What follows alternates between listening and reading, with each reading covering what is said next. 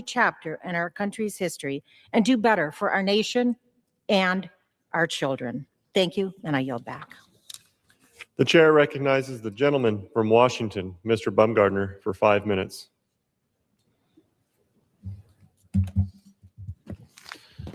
Thank you, Mr. Chair. I rise today to celebrate $181 million in rural health care funding for the state of Washington.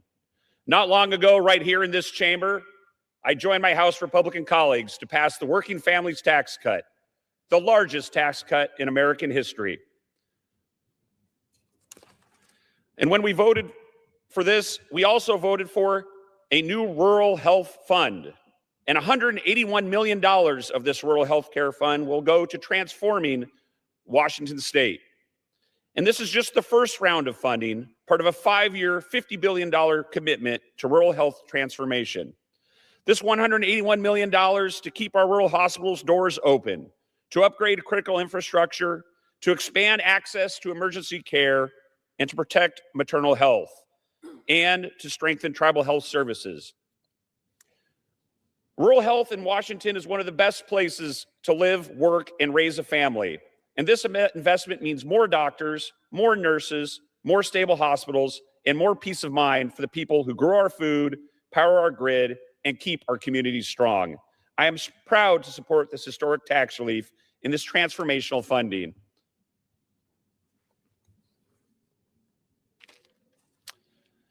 Mr. Speaker, I rise today to celebrate a special tradition of the Congressional delegation of Washington State.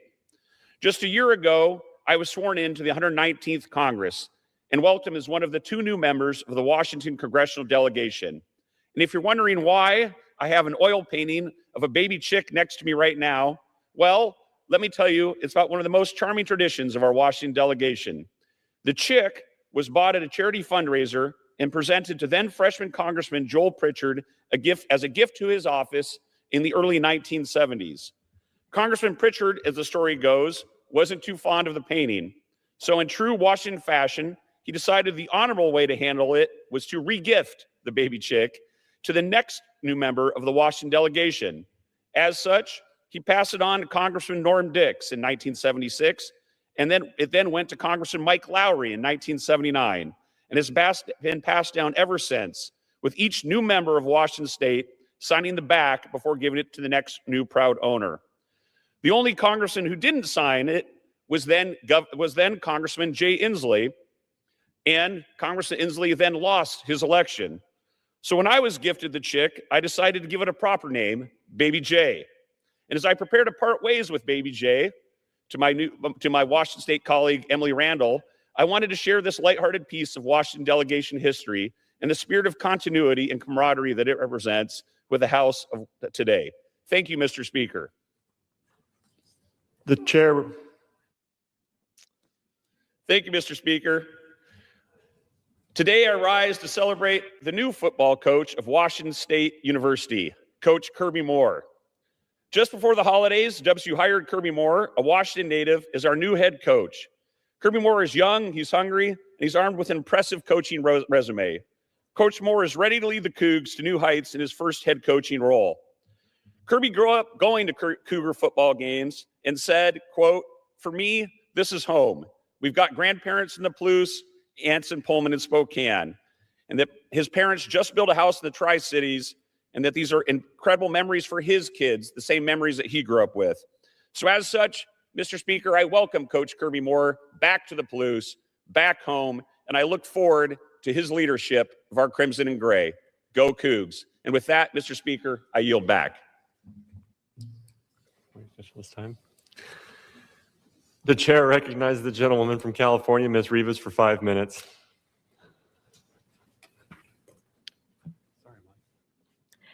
Mr. Speaker, I rise today to honor Sister Mary Jesus Ochoa of the Order of St. Francis in San Fernando. This week, she celebrated her 100th birthday. Sister Mary Jesus is a member of the Franciscan Sisters of the Immaculate Conception who entered religious life in the 1940s. She has spent decades supporting our most vulnerable across the San Fernando Valley and in Mexico. During her service, she worked with children and families in need, emphasizing care, stability, and long-term support. Sister Mary Jesus played a key leadership role at the Poverello of Assisi retreat house in San Fernando. There, she helped provide retreat services, community support, and housing for young women and children. When earthquakes caused major damage to the retreat house and the surrounding buildings, Sister Mary Jesus led the rebuilding efforts to make sure services are not interrupted for those who need it the most. Sister Mary Jesus's work reflects steady leadership, resilience in times of crisis, and a clear commitment to serving others with dignity and purpose. Happy 100th birthday, Sister Mary Jesus. The San Fernando Valley is grateful for your dedication to helping our community.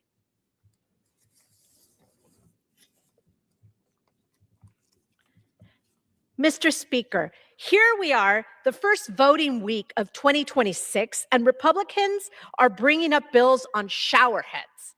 They are not doing anything to address the affordability crisis, ICE terrorizing our communities, Trump's illegal and unconstitutional actions in Venezuela, or other states of emergency.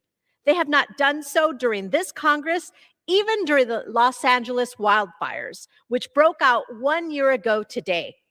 These fires destroyed 16,000 structures, displaced over 200,000 residents, and took 31 lives. The bravery of firefighters from across the country who worked tirelessly to put the fires out and minimize damage will not be forgotten. While the fires caused great destruction and devastation, the strength and resilience of our neighbors to come together for our communities was on full display. 1 year later, communities across Los Angeles County are continuing to work toward rebuilding their lives and their livelihoods. As communities work toward a return to normal times, we need to minimize the long-term health consequences that wildfire debris may have on communities, especially communities like mine in the San Fernando Valley. My district is housing several disposal sites for wildfire debris. As debris is being transported and stored throughout the valley, I have been adamant about making sure that my constituents are not subjected to the long-term health effects that they have traditionally been forced to bear. Recovery from these wildfires asks us to look ahead to make sure that when natural disasters strike, everyone can be prepared to recover equally. This is a core tenet of environmental justice. We must invest in resources that allow for communities and families to recover and rebuild their lives after disasters. This includes advocating for solutions that are informed by the voices of those who are most affected by climate disasters. Los Angeles has made progress in recovery, but we still have a long way to go. This is why my California Democratic Caucus colleagues and I are urging the Trump administration to deliver nearly $34 billion in disaster funding to help Californians recover. This includes funding that supports rebuilding homes and schools, restoring critical road and water systems, reopening small businesses, and helping communities achieve lasting wildfire resilience.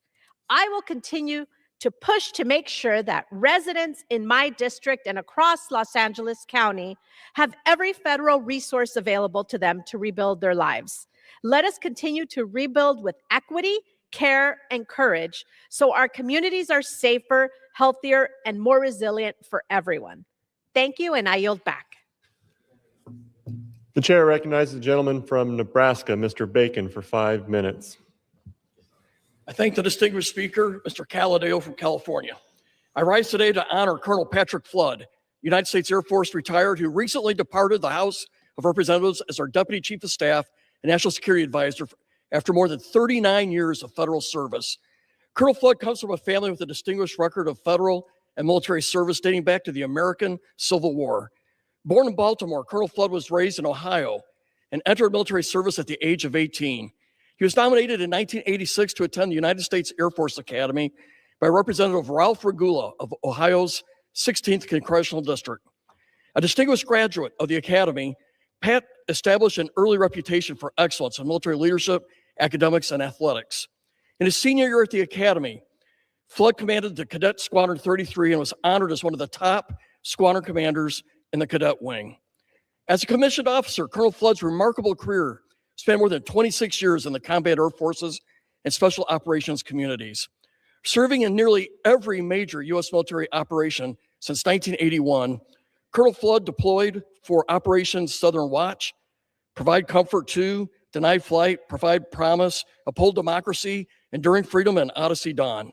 His distinguished record also includes 2 tours of duty in Korea with service as a corridor control officer for the Eastern Demilitarized Zone, service as a continuity of operations officer for the Air Force Chief of Staff during the 9/11 attacks on the Pentagon, and aviation duty as an RC-135 crew member flying long-range combat operations over Afghanistan. Selected to lead several of the Air Force's most engaged combat intelligence units from 2006 to 2013, Colonel Flood commanded the 55th Wing's 488th Intelligence Squadron at RAF Mildenhall, England, led the 603rd Intelligence, Surveillance, and Reconnaissance Division at Ramstein Air Force Base, Germany, and commanded the Distributed Ground Station 2 and the 548th Intelligence, Surveillance, and Reconnaissance Group at Beale Air Force Base, California. Following my election to the House in 2016, I invited Pat to help me establish our Washington, D.C. office. We both arrived in Congress in January of 2017 with no prior legislative leader experience, and without hesitation or any formal training, for the next 9 years, Pat selflessly committed himself to learning and mastering Congress's complex legislative processes. Pat personally drafted hundreds of legislative bills and amendments, shaping America's national defense policy, force structure, and capabilities. The results of his efforts have been remarkable, with a significant number of his proposals enacted into law via the National Defense Authorization Act and the Defense Appropriations Act from the years 2018 to 2025. While no means exhaustive, here are some of the accomplishments. Quality of life reforms for the all-volunteer force and military families. Comprehensive management reforms for DoD's electromagnetic spectrum superiority policy. Numerous casualty assistance policies. Program reforms for Gold Star and surviving families. The first DoD program for integrated military civilian national emergency medical response. The reconstruction of Offutt Air Force Base following the devastating 2019 floods. The DoD's Warfighter Brain Health Initiative. The elimination of Russian fuel at U.S. military installations in Europe. The significant expansion of the EA-37 Compass Call electronic attack combat aircraft fleet. Academic copyright ownership for civilian faculty members of DoD academic institutions, direct support to military service academy foundations, sustained funding for the Baltic Security Initiative, and significant funding to establish the first secure software development facility to modernize our aging nuclear command and control communications enterprise. However, these legislative victories only tell a small part of the story of the impact Pat has had. As my closest and most trusted advisor, he turned my intent and aspirations as a member of House Armed Services Committee into legislative action that delivered tangible progress and results for DoD, Nebraska, and for the men and women who commit and sometimes sacrifice their lives for our security and the defense of our freedom. We were selected multiple times as most effective member of Congress. I owe much of this to Pat Flood. Thank you, Pat, for your years of service to our great nation. I yield back the balance of my time. The chair recognizes the gentlewoman from Ohio, Ms. Sykes, for 5 minutes. Thank you, Mr. Speaker. Today I rise because families in Ohio's 13th Congressional District and across the country are already paying the price for Republicans' inaction on health care. The enhanced ACA premium tax credits expired December 31st, 2025. And now health coverage is more expensive and families are already feeling the impact. In my district, 90% of the 32,000 people who get ACA coverage relied on those subsidies. 4 out of 5 were previously able to find plans for $10 or less per month. That safety net is now gone. Families are seeing premiums jump by hundreds of dollars a month or thousands of dollars a year.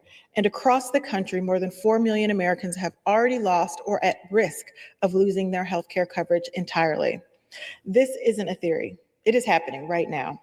In Canton, AltCare, a regional insurer tied to Altman Hospital, stopped offering some individual family and small business ACA plans before December 31st. That affects 6,000 people in my district. These are working families and small businesses, employees losing coverage because Republicans refuse to act. I fought to protect these credits by co-sponsoring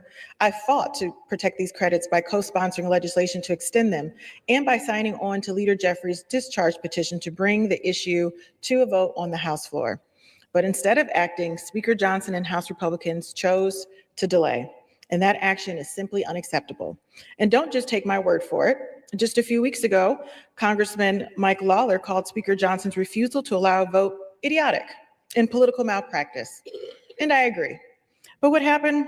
Speaker Johnson sent us home for the holidays while American families paid the price.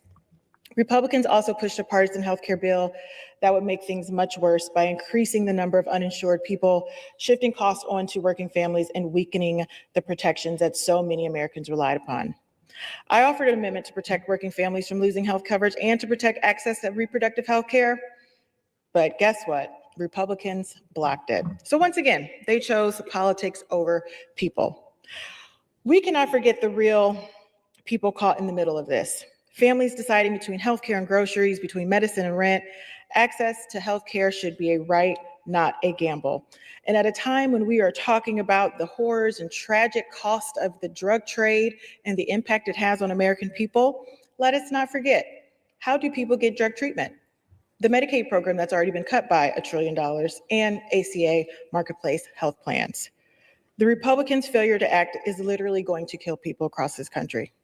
They let deadlines pass, premiums rise, and coverage disappear. That is not leadership. That is failure. And so, Mr. Speaker, the choice is clear. Congress can either act to restore affordable health care, or we can continue to let premiums soar, coverage vanish, and families face financial ruin.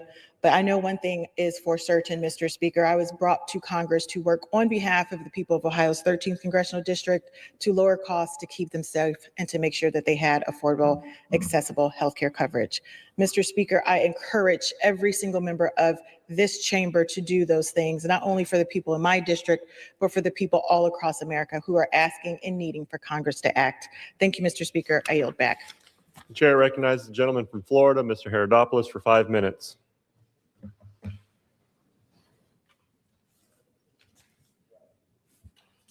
Thank you, Mr. Speaker. I rise today to honor the life and service of Robert Neprath, who is proudly recognized as October Brevard County Veteran of the Month.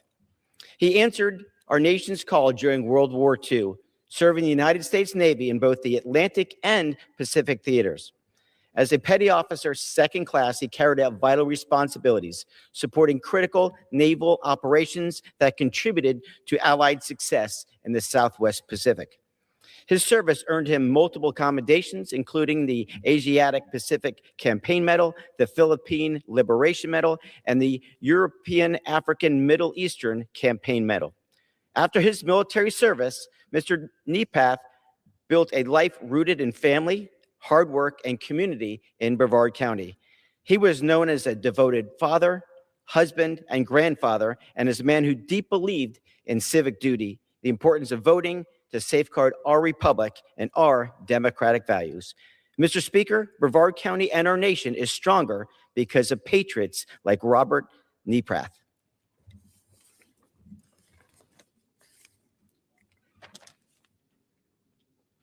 Mr. Speaker, I rise today to recognize an extraordinary Floridian and patriot, Debbie Ellen Moon. She was named Brevard County's November Veteran of the Month. Captain Moon dedicated 32 years of her life to serving our nation in uniform, answering the call in both the United States Air Force and the United States Army. After serving 22 years in the United States Air Force and rising to the rank of Senior Master Sergeant, she continued her service by becoming a commissioned Army officer, ultimately retiring as a captain in the Medical Service Corps. Throughout her distinguished career, Captain Moon deployed in Operation Desert Storm, served overseas in Korea, and led soldiers as a medical company commander. Her service has been recognized with numerous honors, including the Meritorious Service Medal, Joint Service Commendation Medal, and the Global War on Terrorism Service Medal, among many others. Mr. Speaker, Captain Moon represents the very best of the Space Coast, selfless, resilient, and devoted to something greater than herself. Our nation is stronger because of her service, and Brevard County is proud to call her one of our own.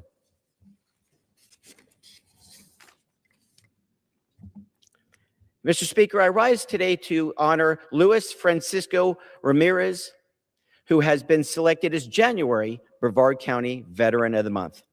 Mr. Ramos Ramirez proudly served our nation in the United States Army, answering the call of duty during a critical moment in our history. He served in Vietnam, where he conducted reconnaissance missions, some of the most dangerous and demanding assignments in combat. He served honorably, even volunteered to remain in Vietnam for additional time, demonstrating his extraordinary courage and selflessness.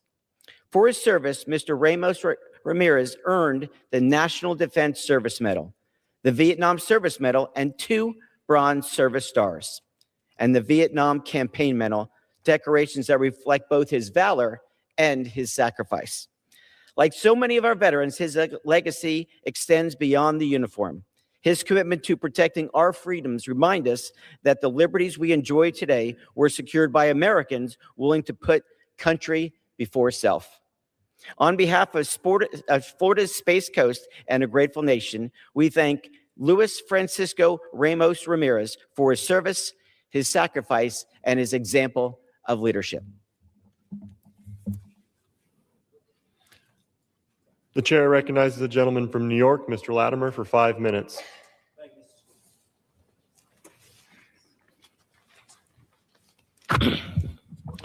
Mr. Speaker, I want to recognize and salute the dynamic faith community of Bethesda Baptist Church in New Rochelle as they welcome their new pastor, Reverend Horace Sanders Jr., and his wife, Lady Katrina Sanders, to the pulpit. Bethesda Baptist will be celebrating this month over Installation Weekend, highlighted by a congregational celebration gala on Friday night, January 16th. The faithful of Bethesda have given God the glory for over 138 years, since 1888, with weekly Sunday services, Friday morning prayer line, Wednesday Bible study, programs for seniors on Tuesdays and Thursdays, food pantry for the needy and hungry, and programs targeted to the youth of the community. Pastor-elect Sanders served for over a decade at Mount Olivet Missionary Baptist Church in Schenectady and previously in Peekskill. His energetic leadership was on display last week when Bethesda hosted Watch Night services, joined by 2 other New Rochelle congregations. Reverend Sanders' sermon, Leave the Baggage Behind, was a perfect theme to start the new year and his new responsibilities at Bethesda. We welcome him and Lady Katrina to New Rochelle from the floor of the House of Representatives, and we look forward to his many contributions in the days to come. Mr. Speaker, I rise to honor Archbishop C. Nathan Edwards, spiritual leader and senior pastor at Friendship Worship Center in Mount Vernon, as he celebrates his 65th birthday this month. His congregants, friends, and admirers will gather that weekend for a festive event in his honor, and we join in that recognition for a man of God who has been a leader in the community inside and outside of his church. Bishop Edwards holds a number of academic degrees, including a doctorate from United Theological Seminary in Dayton, Ohio. He began his ministry in 1983 and came from Brooklyn to Mount Vernon in 1989 to lead the Friendship Worship community.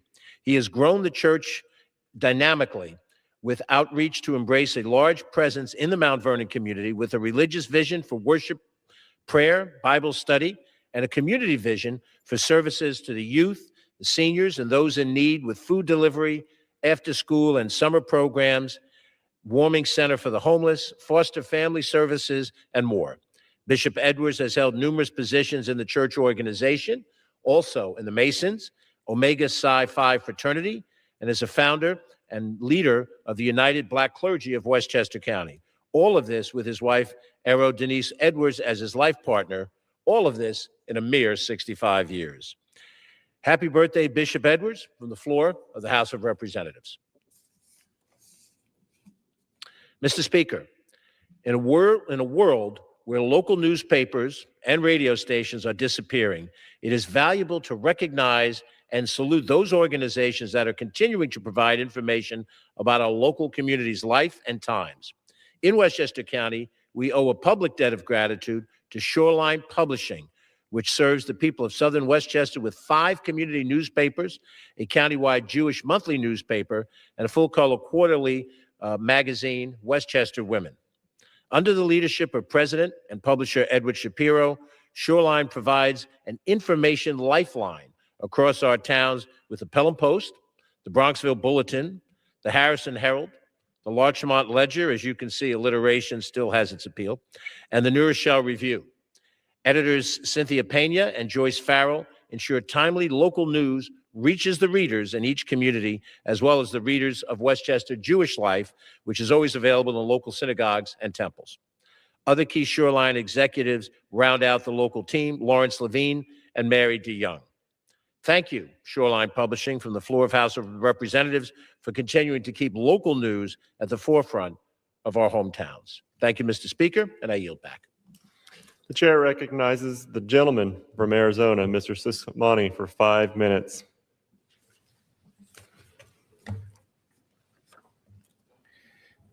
Thank you, Mr. Speaker. I rise today with a heavy heart to honor my friend, Dr. Calvin Baker, an education giant in our community who sadly passed away on December 26th this past year. It is nearly impossible to put into words what Cal meant to our community. So, Nancy, I am so sorry for your loss.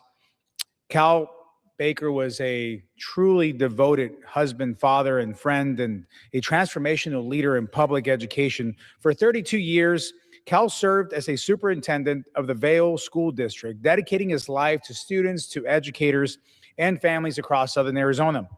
During his tenure, Cal pioneered K-12 education in Arizona, guiding Vail's growth from fewer than 400 students to nearly 14,000 students by the time he retired in 2020.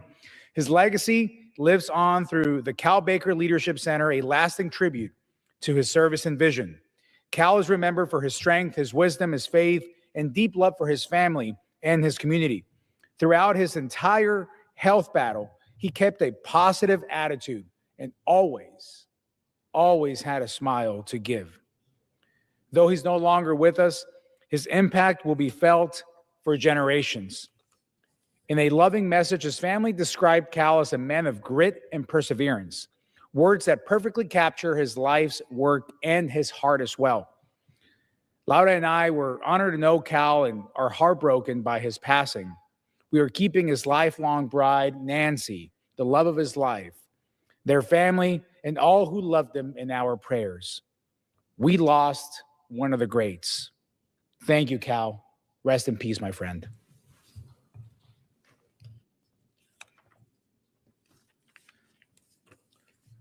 Thank you, Mr. Speaker. I rise today to honor Mr. Stu Carter, a veteran, a pillar of the Sierra Vista community, and a friend to so many, who sadly passed away in November of 2024. Stu Carter exemplified a life of service. He's a retired U.S. Air Force lieutenant colonel. He dedicated more than 45 years to military and federal service. Even after retiring, Stu continued giving back, combining his passion for cycling with a deep commitment to supporting fellow veterans.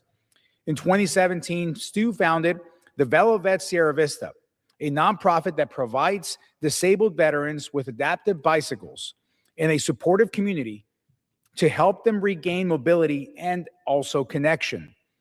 Laura and I were honored to ride with Stu and the VeloVets in 2024, and again this past December for the inaugural Stu Carter Memorial Ride held in his honor.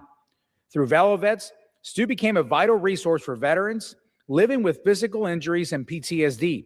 He also served as a president of Cochise Bicycle Advocates, helping secure grants that brought dozens of bikes, bike racks, and bicycles to Sierra Vista and improved cycling safety and accessibility.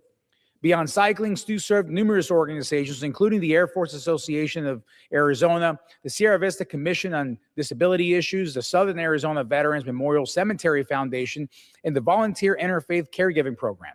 He's remembered for his compassion, organization, and tireless dedication to others as well. Stu Carter's legacy of service will live on in these veterans and in our community that he so faithfully served.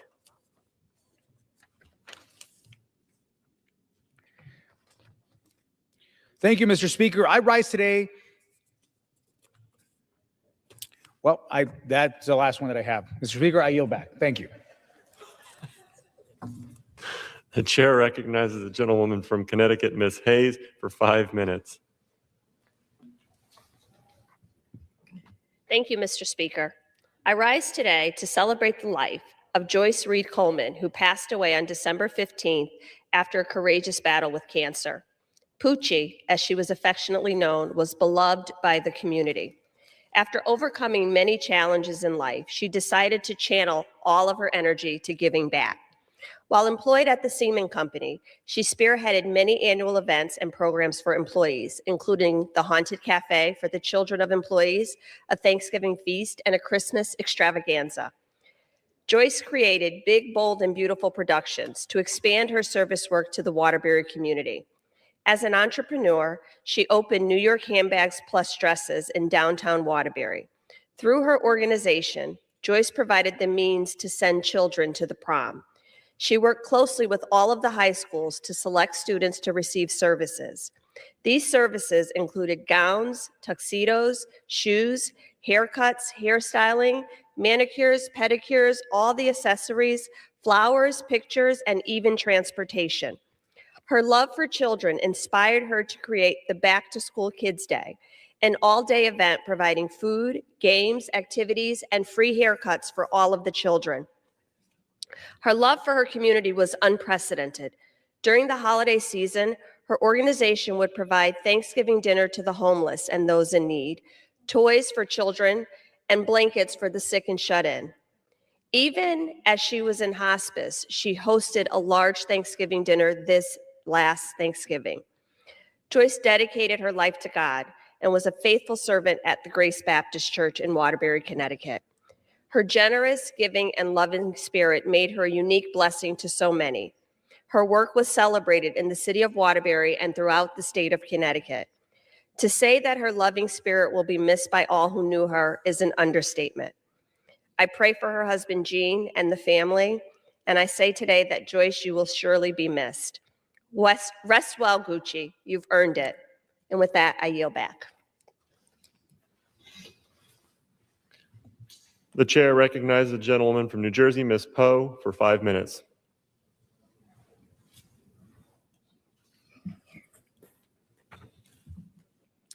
Thank you, Mr. Speaker. I rise to recognize Christine O'Roos and Melanie Paranisi, two exceptional educators in Lodi, New Jersey, whose dedication to their students and community exemplifies the very best of public education. A graduate of Lodi Public School, Christine returned home to serve the district that shaped her. Since joining Lodi in 2012, she has grown from school counselor to supervisor of school counseling, overseeing guidance and mental health support for students across her district. Working with first-generation college aspirants, English language learners, and students from working-class families, Christine has demystified college applications and financial aid. She has opened doors that once seemed out of reach. Her leadership has helped raise Lodi's high school graduation rate from roughly 3 in 4 students to nearly 90%. Melanie Paranisi, an English teacher at high school, brings the same commitment to her classroom every single day. With 2 decades in the profession and 7 years serving Lodi students, Melanie's lesson encouraged critical thinking and creativity. She also pioneered an academic yearbook course allowing students to design, write, and produce the school's yearbook, building collaboration and pride in their work. Colleagues praised her exceptional ability to make every student feel seen and valued. Both Christine and Melanie were named New Jersey Exemplary Educator in 2025, an honor reserved for educators who demonstrate true leadership and positive influence on students and colleagues. At a time when school districts face growing challenges and diminishing resources, educators like Christine and Melanie continue to step up, providing stability, opportunity, and hope for young men and women. Together, their work reminds us that investment in public education is ultimately an investment in our communities and our future. Christine and Melanie represents the very best of public education, and I am proud to honor them today.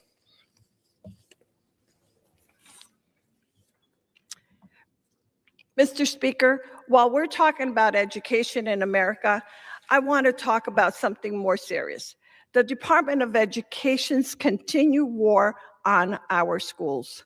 Last month, without warning, the department informed 8 schools in our district that it was rescinding $8 million in critical funding. I urgently appealed to Secretary McMahon. My office met with the department, and our school districts repeatedly sought engagement. We were ignored. Over the holidays, the department informed us that the cuts were final and will begin immediately. Over the next 3 years alone, schools in our district will lose millions of dollars promised and planned for. The program has already shown positive educational outcome, and the negative consequences for our kids will be felt for years to come.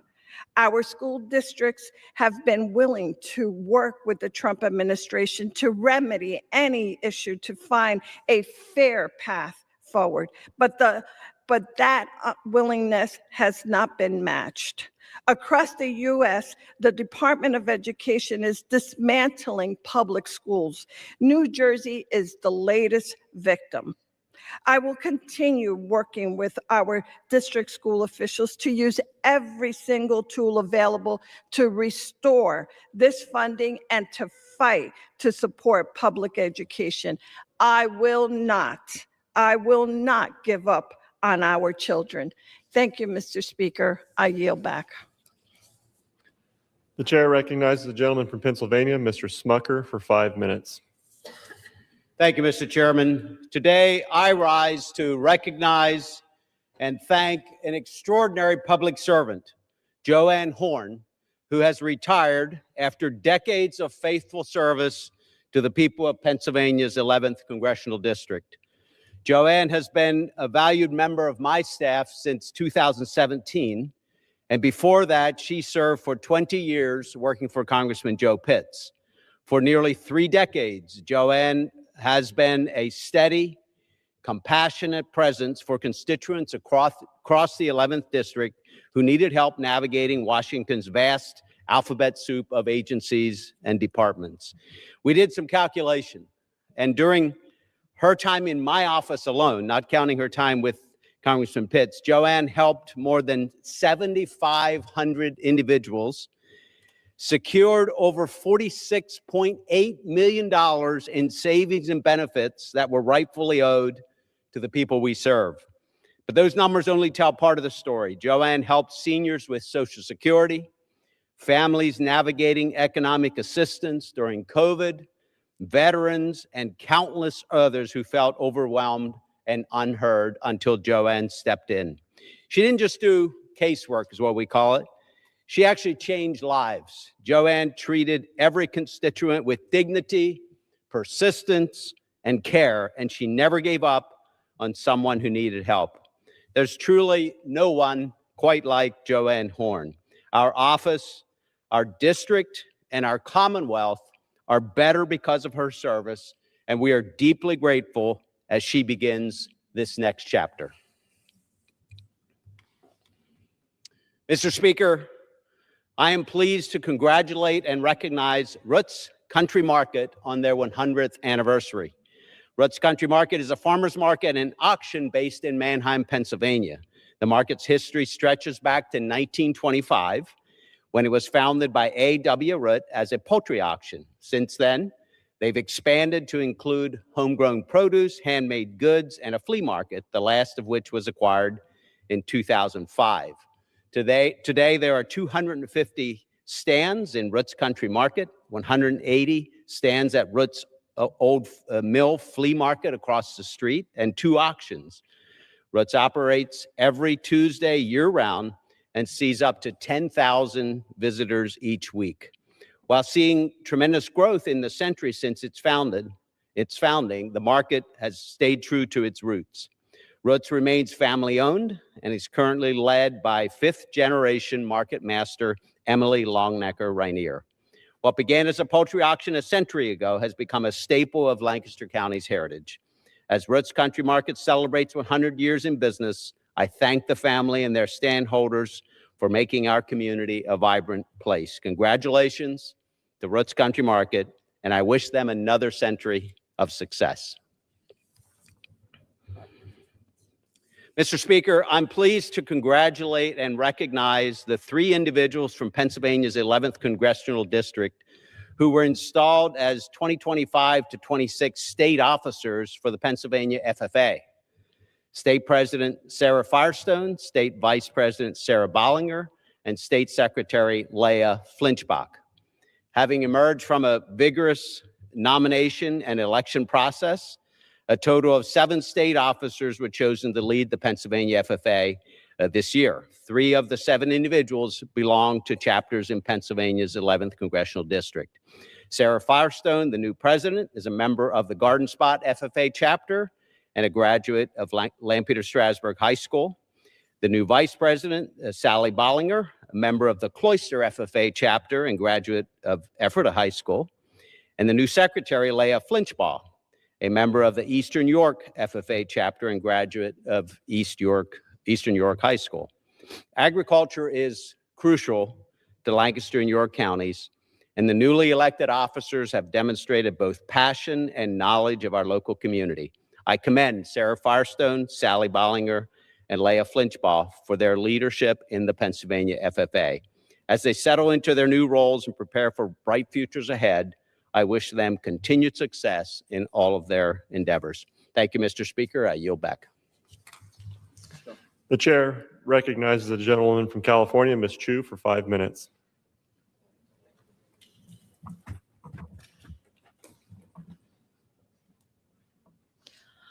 One year ago today, the communities of Altadena and Pasadena that I represent in California were struck by tragedy. In just a matter of hours, the Eaton fire, driven by hurricane-force winds reaching 90 miles an hour, forever changed the communities my constituents have called home for generations.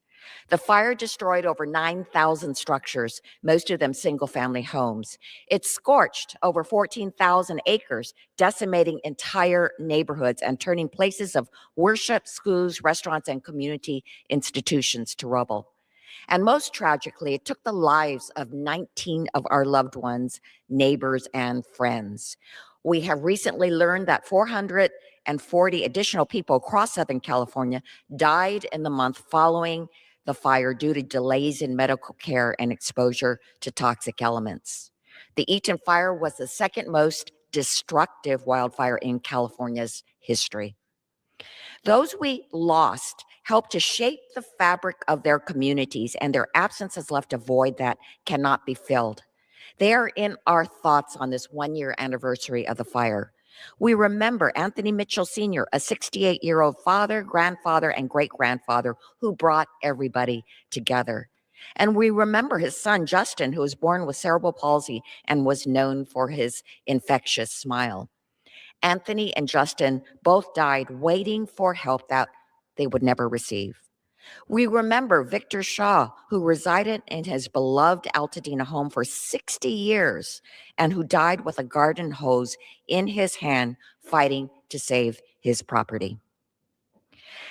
These are just a few of the stories of those we lost, all of whom were taken far too soon. And that is why today I have introduced a resolution with Representative Sherman and Senators Schiff and Padilla to commemorate and honor all the lives that we lost in these fires. But even in the darkest days and every day since, survivors have shown extraordinary resilience and strength. First responders put their lives on their lines to save others. Neighbors opened their doors to offer shelter to those who had nowhere to go. Organizations, big and small, came together to make sure our neighbors who had just lost everything had a warm meal, a roof over their head, and a shoulder to cry on. And federal, state, and local governments mobilized to get families the help they needed, help that has made a tremendous impact on our road to recovery and rebuilding. Emergency operation hubs were propped up in a matter of hours. Recovery centers were created at an amazingly rapid speed so that survivors could access free individualized guidance and assistance when they needed it most. And on top of that, FEMA approved over $150 million in housing and other emergency assistance. SBA approved over $3 billion in loans for small businesses, homeowners, and renters. And the U.S. Army Corps of Engineers did an amazing, fast residential wildfire cleanup. It was the fastest in our nation's history. These efforts saved lives and laid the groundwork for recovery, but the work is nowhere close to being complete. And every day that Congress and the Trump administration continue to delay, recovery becomes harder and more expensive. Families have already waited a year while rebuilding costs rise, housing shortages deepen, and displacement assistance expires. Disaster aid is not a favor, it is a responsibility. Today, 70% of Eaton fire survivors have not yet returned home, and the majority have not even begun the arduous process of rebuilding. Almost half of survivors still reside in either temporary or unstable housing. Families are exhausting their savings, taking on debt, skipping medical care, and making impossible choices just to get by. Small businesses are struggling to reopen, and families whose homes are still standing but are contaminated with dangerous toxins are being forced to decide between a place to sleep and their health. Survivors need our help, and they need it right now. And that is why I say something very important. President Trump and congressional Republicans must fulfill their responsibility to help communities impacted by disaster and fully deliver Governor Newsom's $34 billion disaster supplemental request with no strings attached. I've joined Democrats and Republicans across California in urging the administration to act immediately. Families can't afford further delay. We do not abandon people The after gentlewoman's time has disaster. expired. And I yield back. Chair recognizes the gentlewoman from Colorado, Ms. DeGette, for 5 minutes.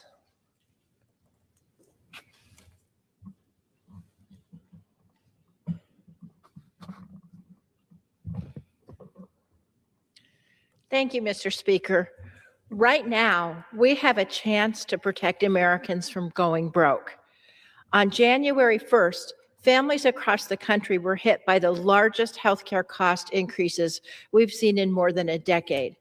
Millions of Americans watched their premiums more than double overnight. A family of four making $128,000 a year, teachers, nurses, small business owners, just got slapped with an average $14,000 increase in their silver premium plans. As the senior Democrat on the Health Subcommittee of Energy and Commerce, I've been raising this issue along with my colleagues for many months now. But despite the warnings, President Trump and congressional Republicans did nothing. They could have had a vote in December, but yet they blocked Democratic efforts to extend the Affordable Care Act's enhanced premium tax credits. They looked Americans in the eye and they said no. But we have an opportunity to fix this right now. This week, we can pass the bill that would extend the ACA's premium tax credits for 3 years. This extension will cut premium spikes by 80% on average. It will wipe out increases for lower income families, and it will save over 5 million Americans from losing their insurance. This is the solution. We have it in our hands. And while this is a straightforward fix for the short term, we know that our entire healthcare system needs to have reform so that we can control costs. I was part of the original team that negotiated and passed the Affordable Care Act. While we were forced to accept less than the universal health care plan we wanted, we secured protections that have since saved tens of thousands of lives, ending discrimination against people with pre-existing conditions, letting parents keep their kids on their insurance policies while the kids start their career, guaranteeing that every plan covers basic essential care. The majority, since that time, in the last 15 years, has tried to destroy it. They have voted more than 70 times to repeal the Affordable Care Act, and always with no replacement. 70 times. They've subjected the ACA to death by 1,000 cuts, offering nothing but snake oil alternatives like high deductible plans and health savings accounts that would leave families high and dry. When we passed the ACA on this floor, I said, this is just a start to affordable universal health care. Democrats have worked to improve the ACA. That's why we passed the tax credits in the first place. Millions of people signed up, and they were able to sleep without worrying about one hospital visit bankrupting their family. My colleagues on the other side want to rip that away for reasons I have no idea. This crisis has shown the only solution is ultimately universal health care. I've been a co-sponsor of the Medicare for All Act since day one because I know it will guarantee a healthy nation. Unfortunately, my colleagues across the aisle have made it crystal clear they have no appetite for meaningful reforms like Medicare for All. So here's what we need to do right now.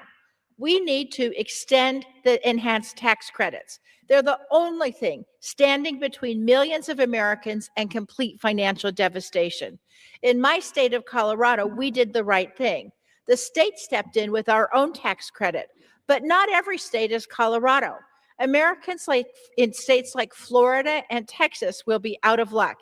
And in Colorado and every other state, we can't afford to take this burden on forever.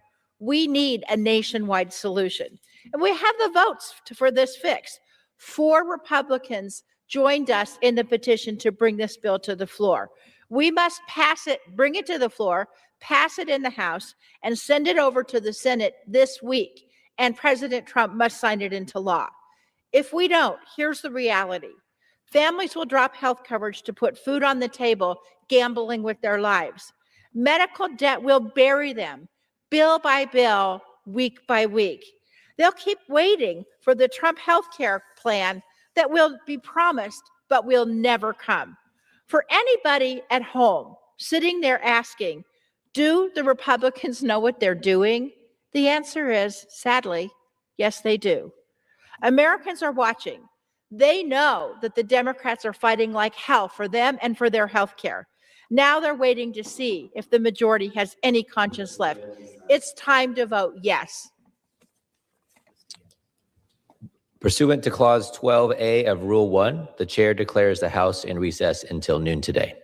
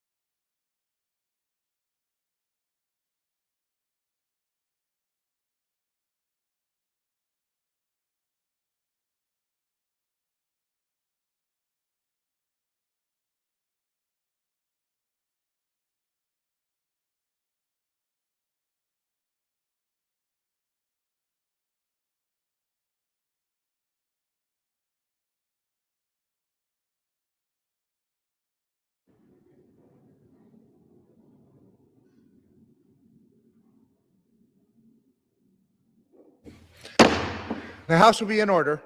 The prayer will be offered by Chaplain Kibben. Would you pray with me? Create in us a clean heart, O God, and put a new and steadfast spirit within us. For you know the human heart, its desires and its demands, its feebleness and its faithlessness, and yet you are quick to show us mercy. As we approach you on this day, testify to us of your matchless wisdom, that even in the corners of our soul, in our inmost beings, we would know the conviction and the consolation of your eternal truth. Restore us to the wholeness that is ours when we entrust everything, heart, mind, and soul, to you. Grant us the joy of your salvation, and maintain in each of our spirits the willingness to follow your guidance and to yield to your correction. Then open our lips, that the words we speak today will reflect the sincerity of a faith shaped by a humble spirit, that they will proclaim the hope of a faith that depends on your everlasting promises, and that they will sing the joy of a faith that has received the gift of your redeeming love. We stand in the bounty of your mercy and pray in the power of your gracious and loving name. Amen. The chair has examined the journal of the last day's proceedings and announces to the House the approval thereof. Pursuant to Clause 1 of Rule 1, the journal stands approved. Pledge of Allegiance will be led by the gentleman from New York, Mr. Latimer. To the flag. And to the republic for which it stands, one nation under God, indivisible, with liberty and justice for all. Message. Chair will receive a message. Mr. Speaker, messages from the Senate. Mr. Speaker, Mr. Secretary. I've been directed by the Senate to inform the House that the Senate has passed S-320, an act to reauthorize the Earthquake Hazards Reduction Act of 1977 and for other purposes, in which the concurrence of the House is requested. For what purpose does the gentleman from California seek recognition? Mr. Speaker, I send to the desk a privileged resolution and ask for its immediate consideration in the House. Clerk will report the resolution. House Resolution 978, resolved that the House has heard with profound sorrow of the death of the Honorable Doug LaMalfa, a representative from the state of California. Resolved that the clerk communicate these resolutions to the Senate and transmit a copy thereof to the family of the deceased. Resolved that when the House adjourned today, it adjourned as further mark of respect to the memory of the deceased. Without objection, the resolution is agreed to and the motion to reconsider is laid on the table.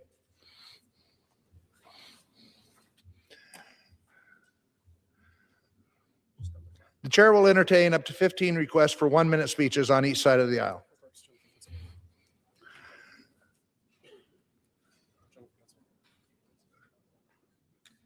For what purpose does the gentleman from Pennsylvania seek recognition? For 1 minute and revise and extend my remark. Without objection. Thank you, Mr. Speaker. Mr. Speaker, I rise today to recognize Lycoming County Sheriff Mark Lusk, who retired Monday after 50 years of outstanding community service. Mark was elected as Lycoming County Sheriff in 2009 and served in this role for 4 consecutive terms. Over his 50-year career, Mark has held a variety of positions, including patrolman, criminal investigator, corporal, chief of police, and deputy coroner. Mark's leadership has been pivotal, and he was responsible for many rescue operations when the county experienced major floods. Beyond his role as sheriff, Mark has volunteered for the Old Lycoming Township Volunteer Fire Company for 45 years. He has also worked alongside the local VFW and American Legions. Mark has received various awards for his leadership over his career. 2007, he was recognized by the Lycoming County Department of Public Safety and the Pennsylvania State House of Representatives. Mr. Speaker, Mark has dedicated his career to serving the community and answering the call to those in need. And I thank him for his service and I wish him the very best. Thank you, Mr. Speaker, and I yield back the balance of my time. For what purpose does the gentleman from Texas seek recognition? Mr. Speaker, I ask unanimous consent to address the House for 1 minute. Without objection. Unable to run America, Trump says he will run Venezuela. Unwilling to provide help to Americans facing soaring health premiums, he offers new tax subsidies to big oil.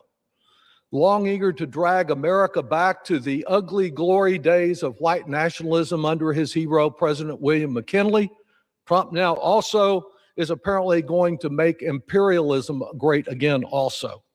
Declaring that he and he alone will dominate the Western Hemisphere, he sends a chilling message to his fellow authoritarians like Putin and Xi and others. Might makes right, just stay in your own neighborhood. With no interest in democracy, he's made clear that this is a war for oil and that he will work with any pawn that will get it to him, even those who are launching a new wave of repression in Venezuela. Colombia, Mexico, Greenland, he's handing Putin a gift by dividing NATO. Our allies had to meet yesterday to defend Denmark on Greenland from this bully in chief. So many conflicts, no plan to provide security to American families. He ignores our needs. I yield back. What purpose does the gentleman from New York seek recognition? Mr. Speaker, I ask unanimous consent to address the House for 1 minute and to revise and extend my remarks. Without objection. Thank you. Mr. Speaker, in a world where local news services, newspapers, and radio stations are disappearing at a frightening level, it is important to recognize and salute those organizations that are continuing to provide information about our localities, the lives and the times of the individuals of our communities. In the Bronx, specifically in Co-op City, we have a public debt of gratitude that we owe to the Co-op City Times, serving the 40,000 plus people who reside there. Owned and operated by the River Bay Corporation, the Co-op City Times, led by Roseanne Boone, editor-in-chief, and her team of reporters, cover the work of the Co-op Board of Directors, the many organizations of Co-op City, from the NAACP branch to the American Legion Post, and every other group in between. The Times provides weekly, free of charge, news that covers the events and the information of the individual building organizations, local arts and performances, the churches and houses of worship, and all of their events. And they spotlight the persons and the personalities that move Co-op City every day. Thank you, Co-op City Times, from the floor of the House of Representatives, for showing that local news can still be vocal news. Thank you, Mr. Speaker, and I yield back. What purpose does the gentleman from Massachusetts seek recognition? Without objection. Mr. Speaker, after months of delay, the Trump administration finally released an annual food security survey, which confirms what we know to be true. Hunger is increasing in this country. Nearly 48 million Americans, including 14 million children, in the richest country in the history of the world, are food insecure, meaning they lack the money and resources to acquire adequate food to feed their families. That's moms and dads and grandparents and kids unable to consistently access the most basic necessity food. And it's no wonder the Trump administration has unilaterally canceled all future food security reports. They know that their big ugly bill and Trump's terrible economy is going to cause food insecurity to skyrocket, and they are desperate to hide the data from the American people. Mr. Speaker, I'm here to say that Democrats in Congress are not going to stand by while Trump tears apart basic needs programs. We will continue calling attention to the increase in hunger caused by this administration and their Republican allies in Congress, and we will always fight for a future when we finally end hunger now. I yield back. What purpose does the gentlewoman from Indiana seek recognition? Mr. Speaker, by direction of the House Republican Conference, I send to the desk a privileged resolution and ask for its immediate consideration. Clerk will report the resolution. House Resolution 979, resolved that the following named member be and is hereby elected to the following standing committee of the House of Representatives. Committee on Ethics, Mr. Knott. Without objection, the resolution is agreed to and the motion to reconsider is laid upon the table. What purpose does the gentlewoman from Indiana seek recognition? Mr. Speaker, by direction of the Committee on Rules, I call up House Resolution 977 and ask for its immediate consideration. Clerk will report the resolution. House Calendar Number 52, House Resolution 977. Resolved that upon adoption of this resolution, it shall be in order to consider in the House the bill, H.R. 4593, to amend the Energy Policy and Conservation Act to revise the definition of showerhead. All points of order against consideration of the bill are waived. The bill shall be considered as read. All points of order against provisions in the bill are waived. The previous question shall be considered as order on the bill, and on any amendment thereto to final passage without intervening motion except one. 1 hour of debate, equally divided and controlled by the chair and ranking minority member of the Committee on Energy and Commerce or their respective designees, and 2, 1 motion to recommit. Section 2, upon adoption of this resolution, it shall be in order to consider in the House the bill, H.R. 5184, to prohibit the Secretary of Energy from enforcing energy efficiency standards applicable to manufactured housing and for other purposes. All points of order against consideration of the bill are waived. The amendment in the nature of a substitute recommended by the Committee on Energy and Commerce, now printed in the bill, shall be considered as adopted. The bill as amended shall be considered as read. All points of order against provisions in the bill as amended are waived. The previous question shall be considered as order on the bill as amended, and on any further amendment thereto to final passage without intervening motion except one. 1 hour of debate, equally divided and controlled by the chair and ranking minority member of the Committee on Energy and Commerce or their respective designees, and 2, 1 motion to recommit. Section 3, upon adoption of this resolution, it shall be in order to consider in the House the bill, H.R. 6938, making consolidated appropriations for the fiscal year ending September 30th, 2026, and for other purposes. All points of order against consideration of the bill are waived. The bill shall be considered as read. All points of order against provisions in the bill are waived. The previous question shall be considered as order on the bill, and on any amendment thereto to final passage without intervening motion except one. 1 hour of debate, equally divided and controlled by the chair and ranking minority member of the Committee on Appropriations or their respective designees. 2, proceedings under Section 4 of this resolution, and 3, 1 motion to recommit. Section 4, the proceedings referred to in Section 3 of this resolution are as follows. A, after debate pursuant to Section 3 of this resolution, the chair shall, in the order specified by the chair, put the question on 1, retaining Division A, and 2, retaining Divisions B and C. B, the yeas and nays shall be considered as order on each of the questions under subsection A.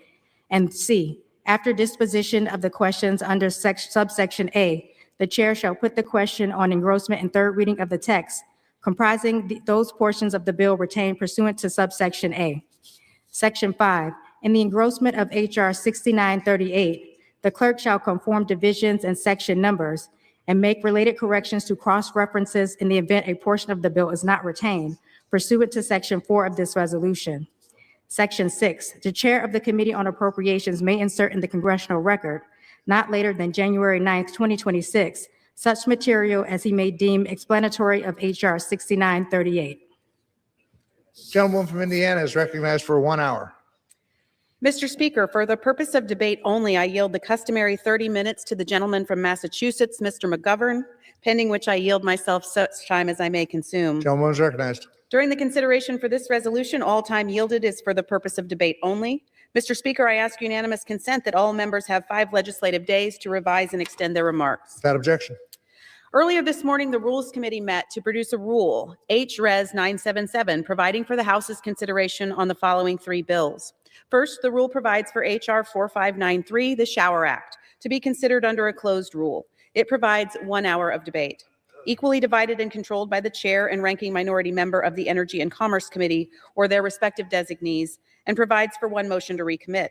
Second, the rule provides for H.R. 5184, the Affordable Homes Act.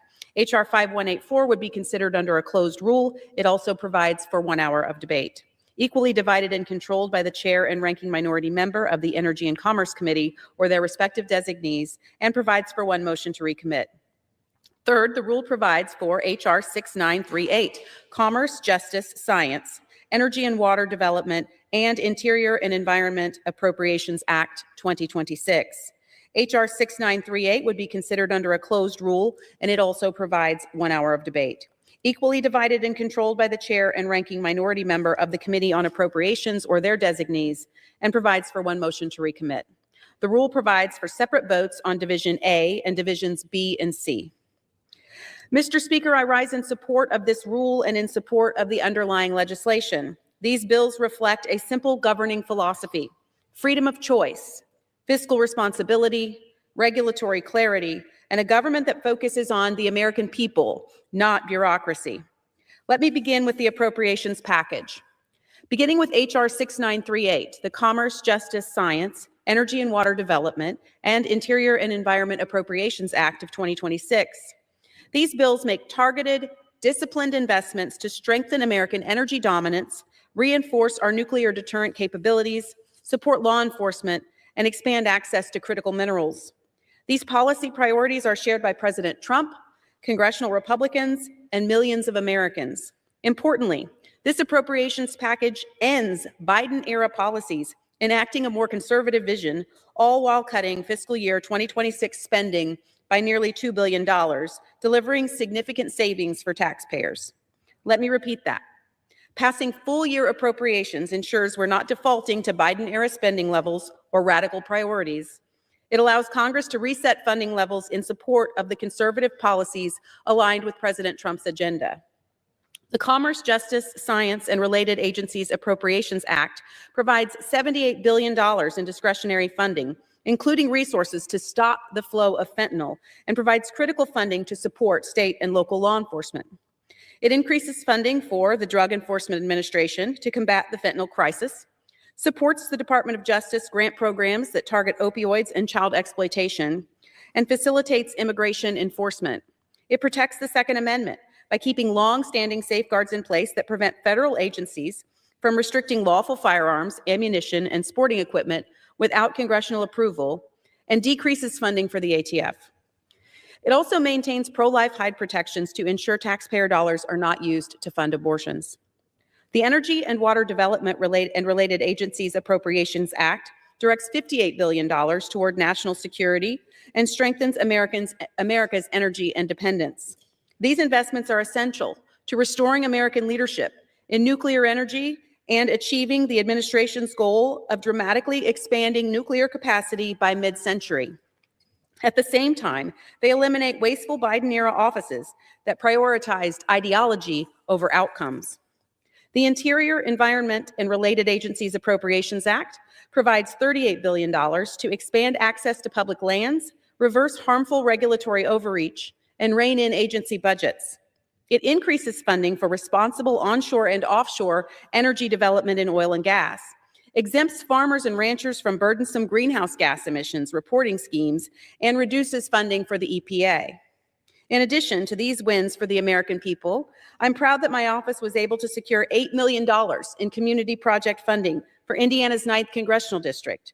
This funding will support projects, including a riverbank stabilization plan for the Ohio River shoreline in Clarksville, Indiana, and support booster pump stations that are needed to increase water capacity to serve constituents in Bloomington, Monroe County, and the home of our Indiana University football students at Indiana University.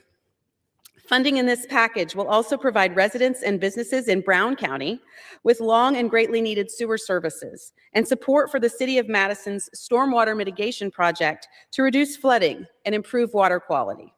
These investments will support critical infrastructure and local priorities that communities themselves identified, bringing improvements from shoreline protection to water systems to supporting economic development that will directly benefit residents across the 9th District. Together, these bills reflect a disciplined approach to governing by investing in community priorities, cutting unnecessary spending, and reducing good governance.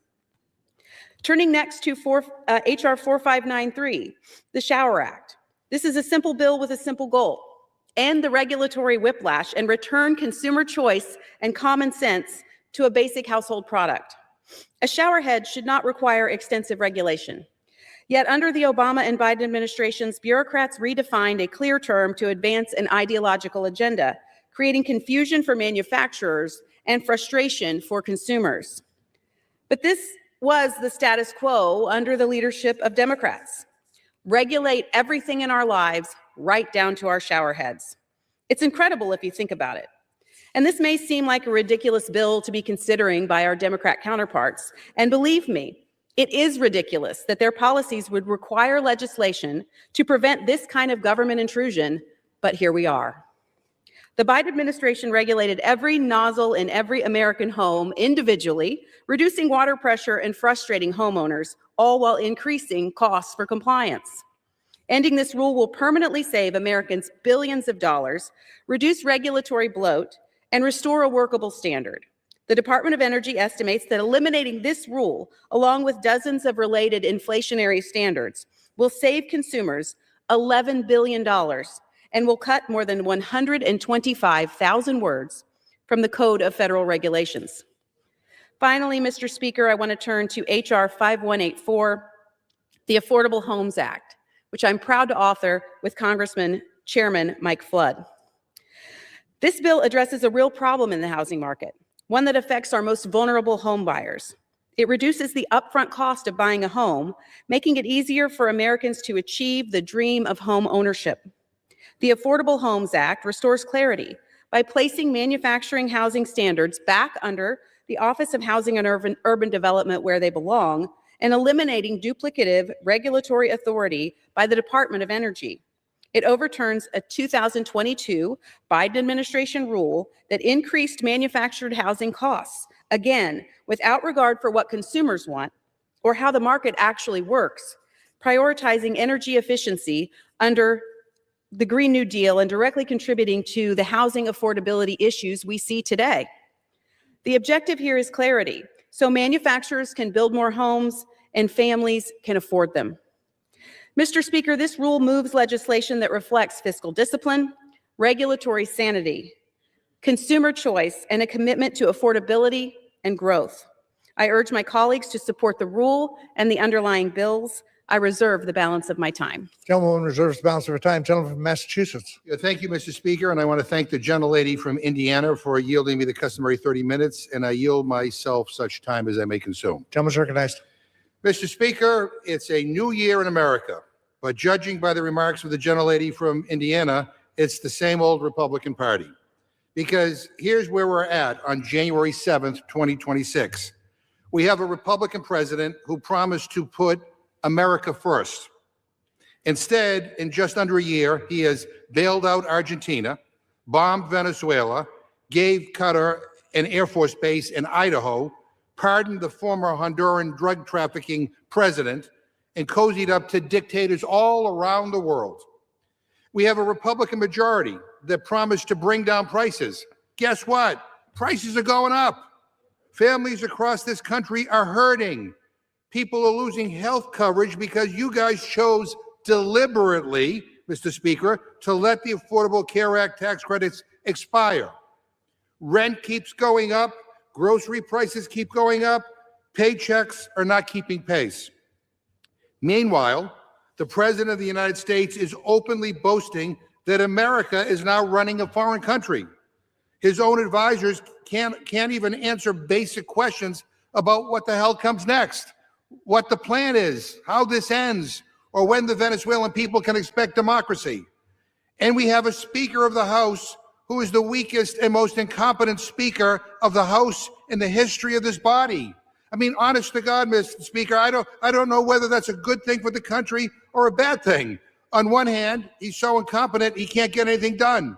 On the other hand, the things he wants to get done are crazy.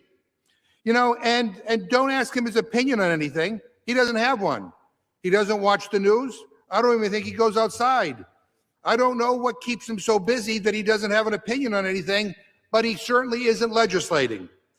And with all that's going on, conflict, economic strain, and real crises facing the American people, let us turn to the calendar and see what important issue that this Republican majority has us debating on the floor this week, Mr. Speaker. Do you want to know what it is? Not housing, not food prices, not rent, not war and peace or foreign policy or America's future. No, no, no, no. All of us are here on the floor right now at the behest of this Republican majority to debate showerheads. Showerheads. You can't make this stuff up. And as if that weren't bad enough, they're still trying to pass last year's appropriations bill. Let's let that sink in. Bills that should have been passed months ago. That is the state of governance under this Republican majority.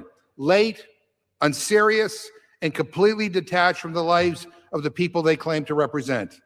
One of these appropriation bills funds the Department of Justice and federal law enforcement. And that brings us to something Republicans would rather forget, but what our country must not.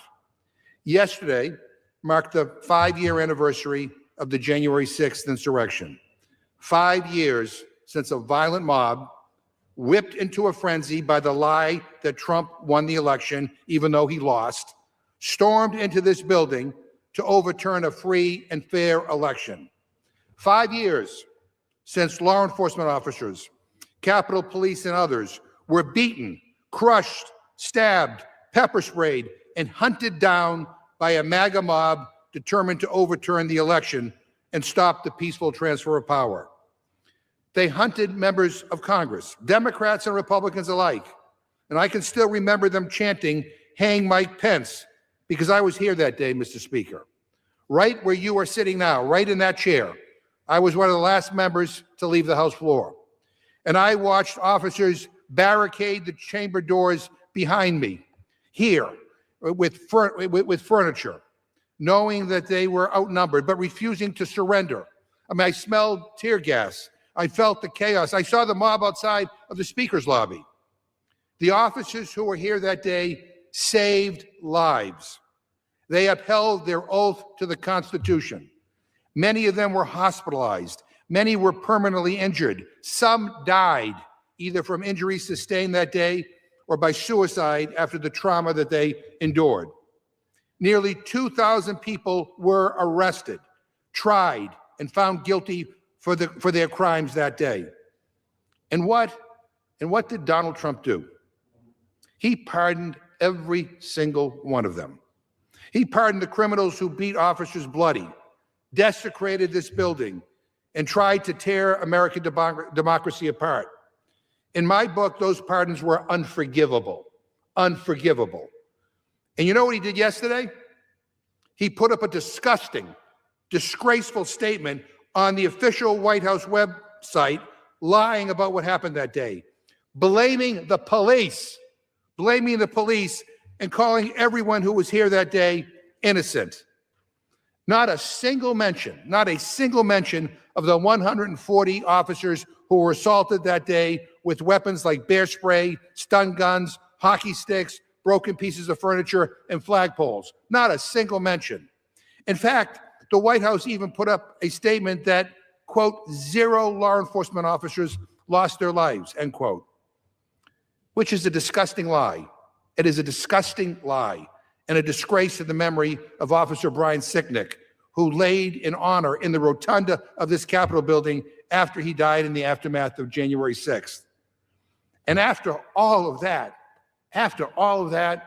Speaker Johnson still refuses to display a plaque in the Capitol building to honor the officers who stood up to the mob that day, a memorial he is required by law to put up. I mean, you know, here it is, Mr. Speaker. Here it is, right here. That is what the Speaker refuses to put up. This is what it looks like. It's not the real one, because the real one is downstairs in storage somewhere. Speaker Johnson refuses to hang it up. And why? We all know why. He won't hang it up because he's Donald Trump's puppet. That's all this is. If he hangs up the plaque, Trump might get mad at him. What a pathetic, shameful abdication of duty. And I'm sure the gentlelady won't address a single point I made here about January 6th.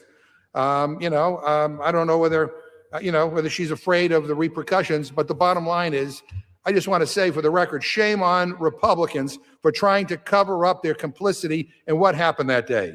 And shame on them for wasting the people's time on showerheads while ignoring the economic, democratic, and moral crises staring this country in the face.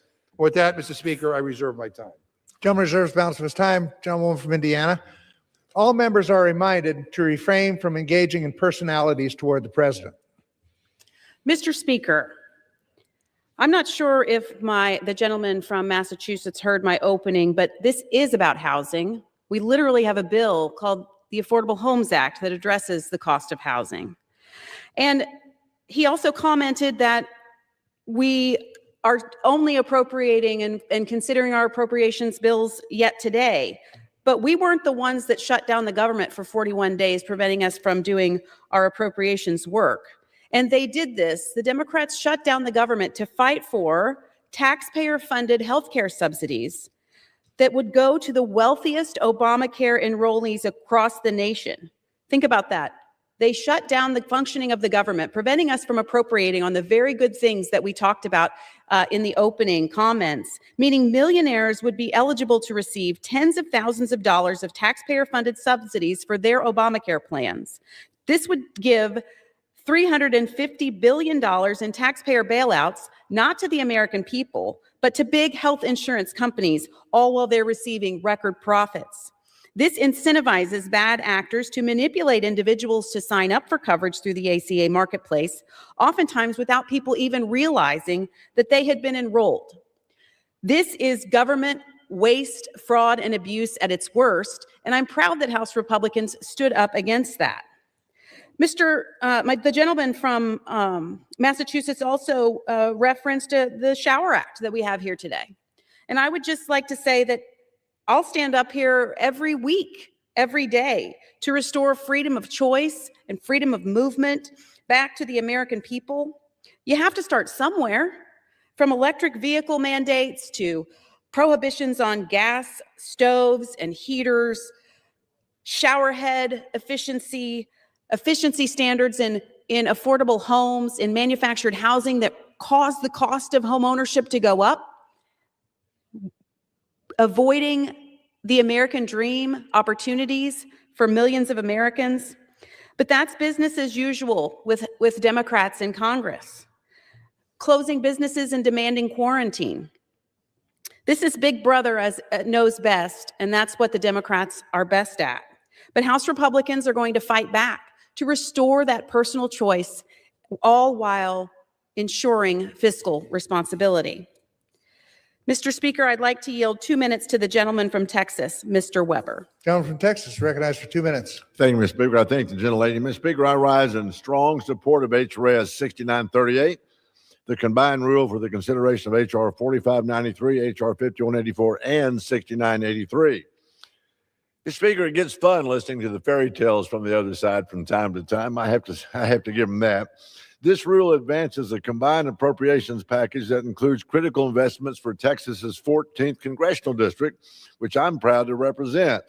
My district is home to some of the largest refineries in the United States, 3 LNG gas export terminals, numerous petrochemical facilities, and vital energy infrastructure that keeps our nation running.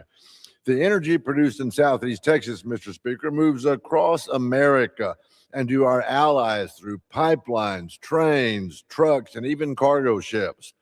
Several provisions in this bill ensure that that energy continues to flow reliably and securely.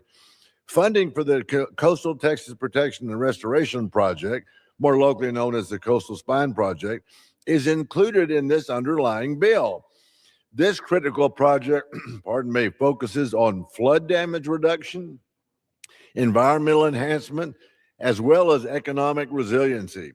It could save $2.3 billion with the B dollars annually by reducing flood damage and improving over 6,000 acres of coastal marsh and land to help mitigate storm surges. Marco Rubio, just a minute. Thank you, Mr. Speaker. Just as importantly, it protects 30% of the nation's refining capacity, 42% of specialty chemical feedstock, and 80% of our military-grade fuel supply.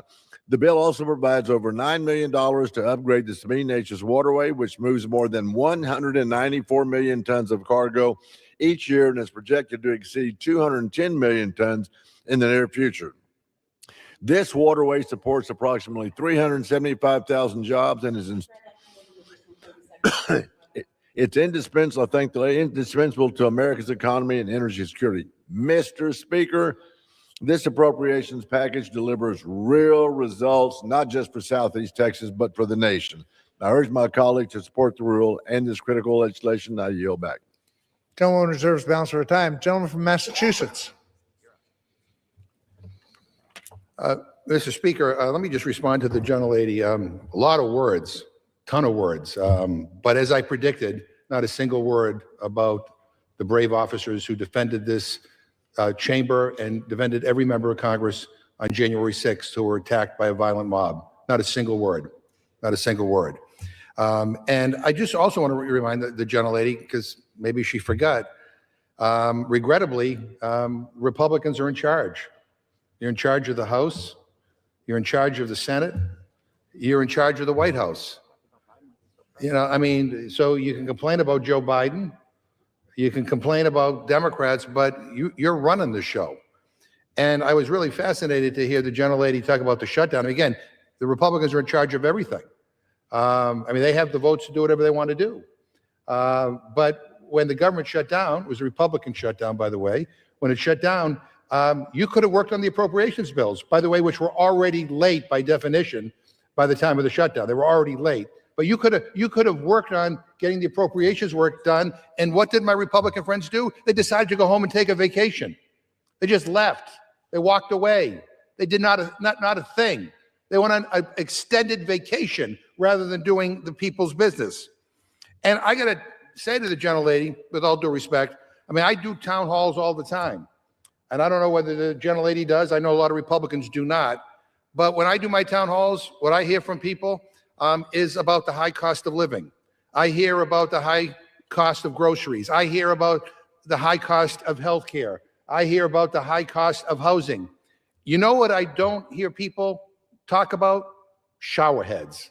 I mean, you know, and when they talk about freedom and liberty, they don't talk about showerheads. So I don't know what planet my Republican friends are living on, but I got news for you. The number one issue in America is not showerheads. It's healthcare, it's affordability, it's housing, you know, it's making sure that they can support their families. You know, people look at life through their kitchen window, and you know they have to pay bills. They have to make sure that they make ends meet. And right now, under this Republican economy, life is too damn expensive. People can't afford the basic needs. I just gave a 1-minute speech before we get into this debate about the increase in hunger in this country. And you know what the Republican response to that is? What the Trump administration is doing to combat hunger is they are now banning the monthly report, which gives us the data on how many people are hungry in this country. No, we're not investing in programs to help combat hunger. We're not fighting for higher wages. We're not trying to lower healthcare costs. We're just going to hide the information from people so that people don't know how bad the situation is. So again, appreciate the gentlelady's, you know, all of her words, but quite frankly, they ring hollow.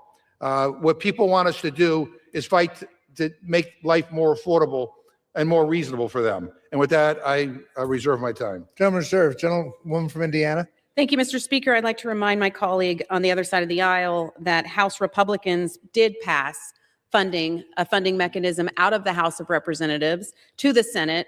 And because of the 60-vote rule in the Senate, we did need the help of Democrats in the Senate to fund the government. And they held out. And again, for the purpose of funding taxpayer-funded healthcare subsidies to benefit the wealthiest Obamacare enrollees in the nation and fat cat insurance companies. I'd also like to note that much of what the gentleman has been referring to is the deflection is like a magic trick. You can say words, just like he accused me of saying many words, but the facts outweigh the deflection, which is it took much of 2025 to rid ourselves of Sleepy Joe America Last Biden economic hangover, but Republicans in Congress and President Trump have delivered. America is now reaching new milestones under Republican leadership, turning the tide back to American greatness. Let's just look at the economy. Q3 GDP growth was a roaring 4.3%, the fastest growth in years. The deficit is being addressed. The federal government's cumulative deficit for fiscal year 2026 at the end of November was 19% lower than the same time last year. Core inflation at 2.6%, the lowest we saw in 4 years. Rents are falling month after month, and shelter inflation is at a 4-year low. Gas prices are down to their lowest levels in 4 years. Stocks are at near highs by the end of the year, with the S&P climbing by 17% in 2025. All of this before the gains of the working families tax cut legislation are realized, and we're just getting started. So it will take us a while to recover from the years of inflationary policies of the Biden administration, but the facts show that House Republicans under President Trump's leadership are delivering on promises to reduce costs for American families. With that, I'd like to yield 2 minutes to the gentleman from Arizona, Mr. Siscomani. Gentleman from Arizona is recognized for 2 minutes. Thank you, Mr. Speaker. I rise today in support of this bipartisan conference agreement covering the Commerce, Justice and Science, and Energy and Water, and the Interior and Environment appropriations bills. This package shows that when Congress works together, we can deliver full-year funding that meets the needs of our communities. And this package makes smart, responsible investments in public safety, energy reliability, our public lands, and for those of us in the West, water conservation and infrastructure.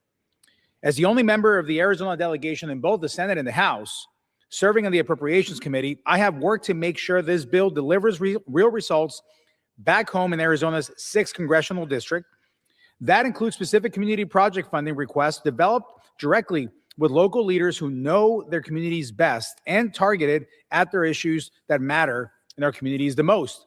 This bill supports, for example, community safety vehicle fleet modernization for Tucson's first responders so that they have reliable vehicles when every second counts in their line of work. It also includes funding for the Sahuarita Police Department radio replacement so officers can communicate clearly and safely in the field. And as the Colorado River continues to face a worsening drought, water security is more important than ever. This package helps fund water reclamation facility upgrades in Tombstone that will improve efficiency and replace aging infrastructure. It supports the multi-municipality sewer treatment project that modernizes systems and projects public health across multiple communities in Graham County. It also invests in source water system improvements at Marana Regional Airport and the Pioneer Well PFAS treatment project to help ensure safe and reliable water for families and businesses. These are practical, locally requested projects that are transparent, accountable, and focused on results. Mr. Speaker, this conference agreement reflects a responsible use of taxpayer dollars while strengthening public safety, water security, and critical infrastructure.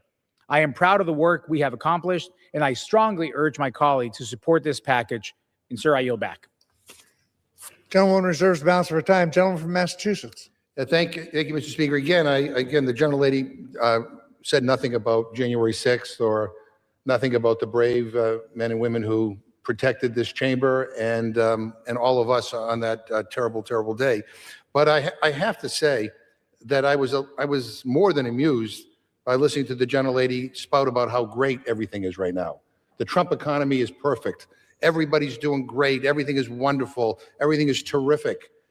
I wonder, I don't know whether the gentlelady holds town halls or not, but I wonder whether the voters of Indiana actually share that point of view. I got to tell you, I don't think so, because I don't think the voters in general in this country, the people, the citizens of this country share that view. Because every poll that I have seen, every town hall that I have been at, by the way, not only in my district, but in other states, people have complained about how expensive things are. They say Trump's economy is making life more expensive, more difficult. The price of health insurance is going through the roof because this chamber won't extend the ACA tax credits. Groceries are going up. I don't know whether the gentlelady goes to the supermarket or not. The price of groceries are going up. And, you know, I want to, Mr. Speaker, ask unanimous consent to insert into the record an article from Politico entitled, "Poll, Trump's own voters begin blaming him for the affordability crisis." Without objection. And I don't want to be lectured about, wealthy people in this country because the Republicans, have done everything they can to help those who are well off get more and those who are struggling get less. We saw the big, beautiful bill. Tax cuts that included tax cuts for multimillionaires and multi-billionaires.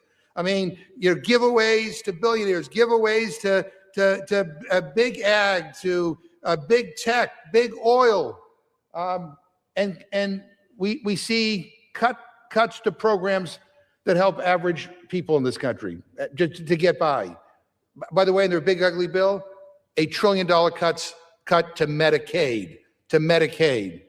They're cutting monies for SNAP, the supplemental nutrition assistance program. That's basically to help people put food on the table. And by the way, increasingly, a majority of the people who are on SNAP are working families, and they're cutting that at the same time that groceries are going up. But if you're a billionaire, don't worry about it. Don't worry. We're fighting a war over oil right now because we want to make sure big oil that invested so heavily in the last campaign gets their payback. But the bottom line is, when it comes to people who are well off, well connected, and have lots of money, they're doing fine. Everybody else is getting screwed. And if you ask the average person on the street about what they think of Donald Trump's economy, I'll tell you what they'll say. They'll say it sucks. And with that, I reserve my time. Gentleman reserves his time. Gentlewoman from Indiana. Mr. Speaker, let's just review some of the wins in the Working Families Tax Cuts Act, because taxpayers are expected to take home an additional $91 billion in refunds and keep an additional $30 billion in their paychecks from reduced withholdings. Taxpayers are set to continue to receive continued support in tax years to come through. A doubled standard deduction and lower tax rates from making the 2017 tax cuts permanent. An increase in the standard deduction by up to $1,500 per family in 2025. No tax on tips, no tax on overtime, no tax on Social Security. A boost to the child tax credit of $2,200 while indexing its value to inflation. Expanding access to child care and paid leave tax credit permanently. Expanding the 529 savings accounts to help families choose education that best fits their needs, and expanded health savings accounts so American families can control their own health care. That doesn't sound like benefits to millionaires and billionaires. It sounds like benefits to hardworking American families. Also, I'd like to note that the subsidies that the gentleman from Massachusetts so wants to support the American people would not see a dime of that. It would go directly to insurance companies who, again, are seeing record profits. The one thing we can do is continue to support health savings accounts and continue the Trump-era tax cuts from 2017, making them permanent, and continuing to promote these tax provisions in the Working Families Tax Cuts Act that received no Democrat support, by the way, that really will help American families. And I'd like to yield 2 minutes to the gentleman from Ohio, Mr. Taylor. Gentleman from Ohio is recognized for 2 minutes. Thank you, Mr. Speaker, and thank you to the gentlewoman from Indiana for yielding me the time. Ohio families are working harder than ever, day in and day out, just to make ends meet. They're frustrated that they have to stretch their dollar as far as can go just to keep a roof over their heads, afford to buy the basics, and deal with higher utility bills to keep their water and power on. Buckeye families have worked too hard to struggle this much, and I'm standing here today ready to do something about it. House Republicans have listened to hurting families, and we're bringing forward legislation to help them get ahead. The Affordable Homes Act will cut through unnecessary and complicated red tape that has been driving up the cost of manufactured housing for far too long. Who has ultimately shouldered the burden of these soaring costs? It's not the manufacturers. It's the hardworking families who are simply trying to buy a home and live in the once attainable American dream. Owning a home shouldn't be this much of a challenge. This bill will help Ohio families check home ownership off the list, knowing they were able to achieve exactly what they worked for. House Republicans are also reining in the Biden administration's overregulation of everyday household water fixtures and bringing down costs for all Americans with the Shower Act. And I applaud Representative Fry for leading on this legislation. Americans don't need the government to tell them which shower head to use. They need the government to get out of the way so they can afford their necessities and have money to spend on other things in their lives. This bill will claw back ridiculous Biden-era red tape and put American families first. Lastly, I'm working alongside my fellow Republicans to pass full-year funding for several critical programs. In my district, several water and police projects will be funded, which will benefit some of the poorest and most rural areas in this country. These projects will help to fund long overdue water infrastructure projects and make local improvements, ultimately driving down costs for communities throughout the nation. I would like to recognize Representatives Houchin and Russell Fry, as well as our Republican leadership and the Appropriations Committee led by Chairman Cole for leadership on these critical pieces of legislation being considered. And I urge Congress to pass these common sense bills to lower the cost of living, not only for Buckeye families, but for families across America. Thank you, Speaker. I yield back. Gentleman reserves the balance of her time. Gentleman from Massachusetts. Thank you, Mr. Speaker. Mr. Speaker, I want to tell everybody a little secret here. The Republicans are really clever, but not really as clever as they think they are. The big, beautiful bill that they passed, you know, the one that includes tax cuts for multimillionaires and multi-billionaires, and the one that guts Medicaid by $1 trillion, is incredibly unpopular. It is incredibly unpopular. In fact, the Kaiser Family Foundation said that 64% of Americans oppose it. 64%. And get this, even Fox News say that 59% of the American people oppose it. And why do they oppose it? And why is it so unpopular? It's because what's contained in it.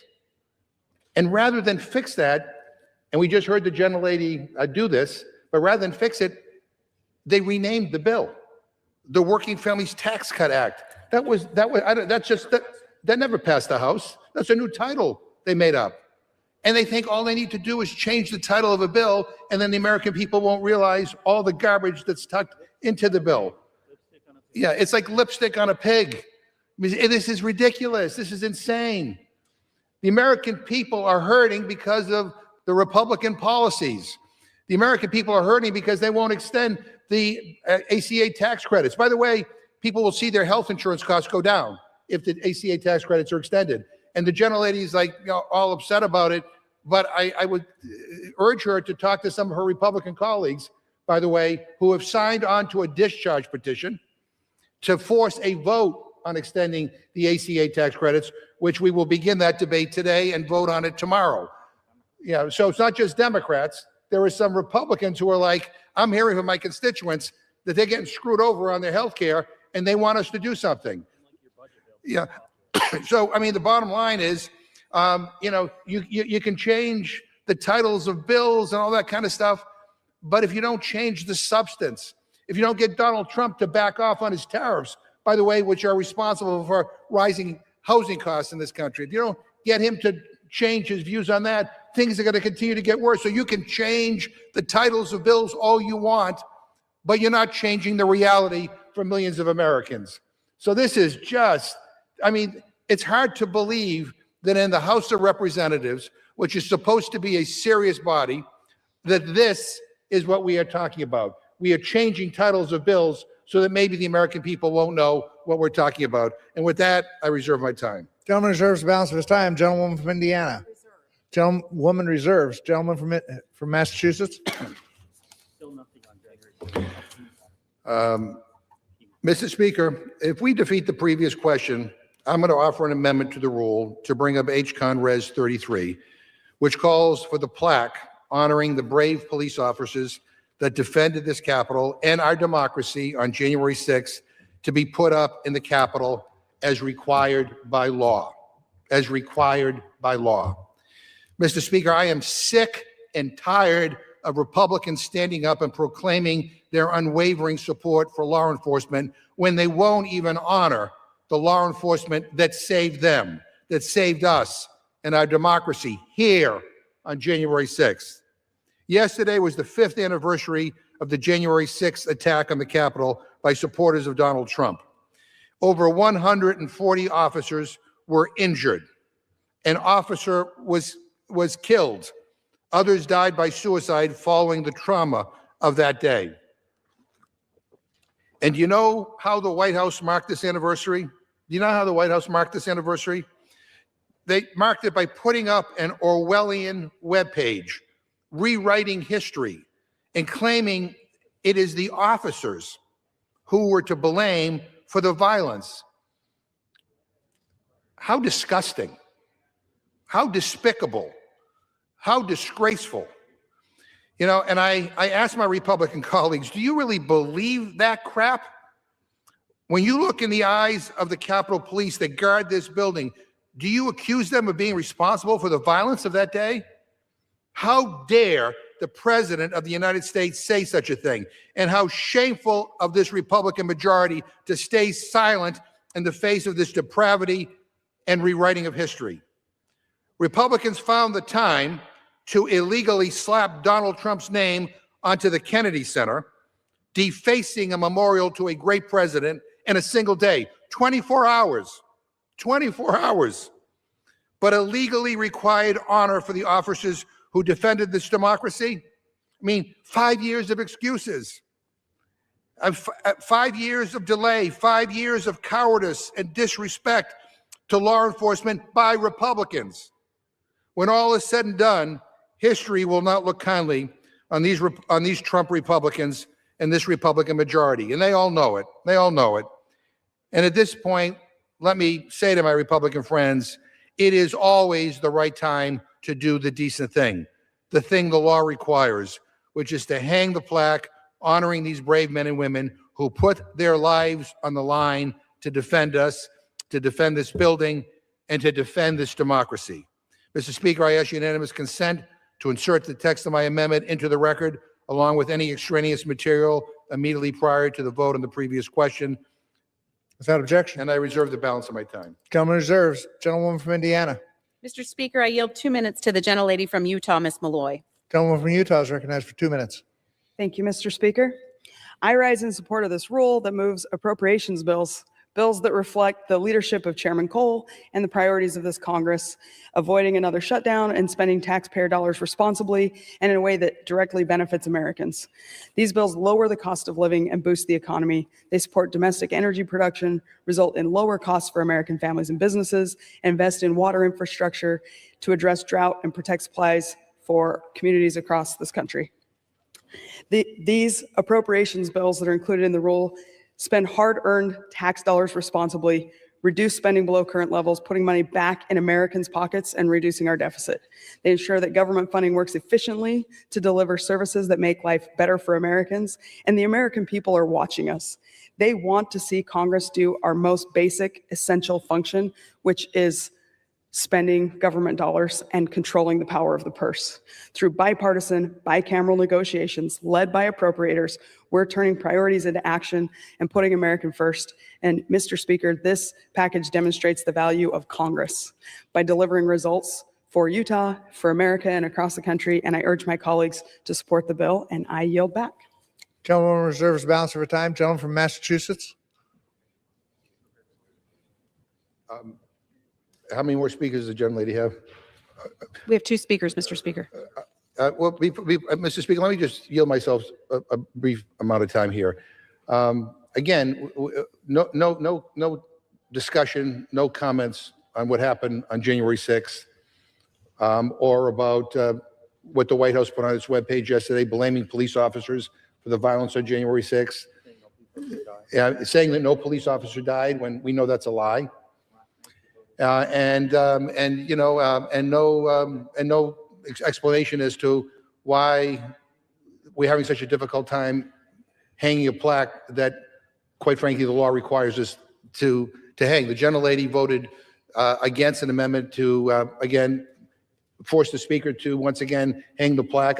I'm happy to yield to the gentlelady if she wants to explain why she voted that way, or does she have any reaction to the White House's horrific and disgraceful statement yesterday, basically, smearing the brave men and women who are in law enforcement and the Capitol Police officers? I'm happy to yield to the gentlelady.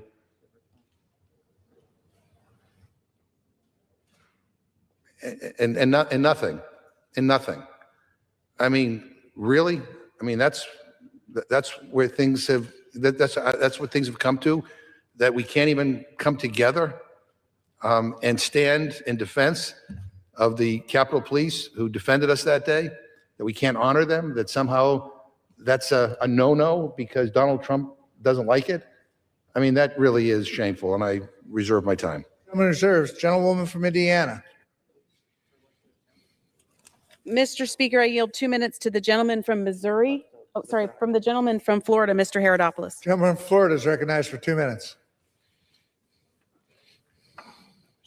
Thank you very much. The Affordable Homes Act is common sense legislation that cuts red tape and lowers housing costs for hardworking American families. We all recognize between 21 and 2024 that interest rates went from 3% to 7%.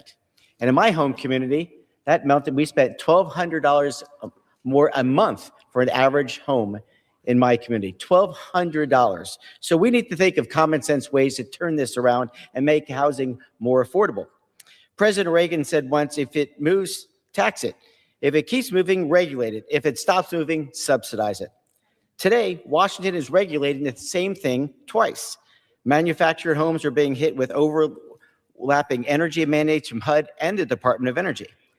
The Affordable Homes Act fixes this by repealing DOE's separate energy rules, restoring clear authority to HUD, which already oversees construction and safety standards.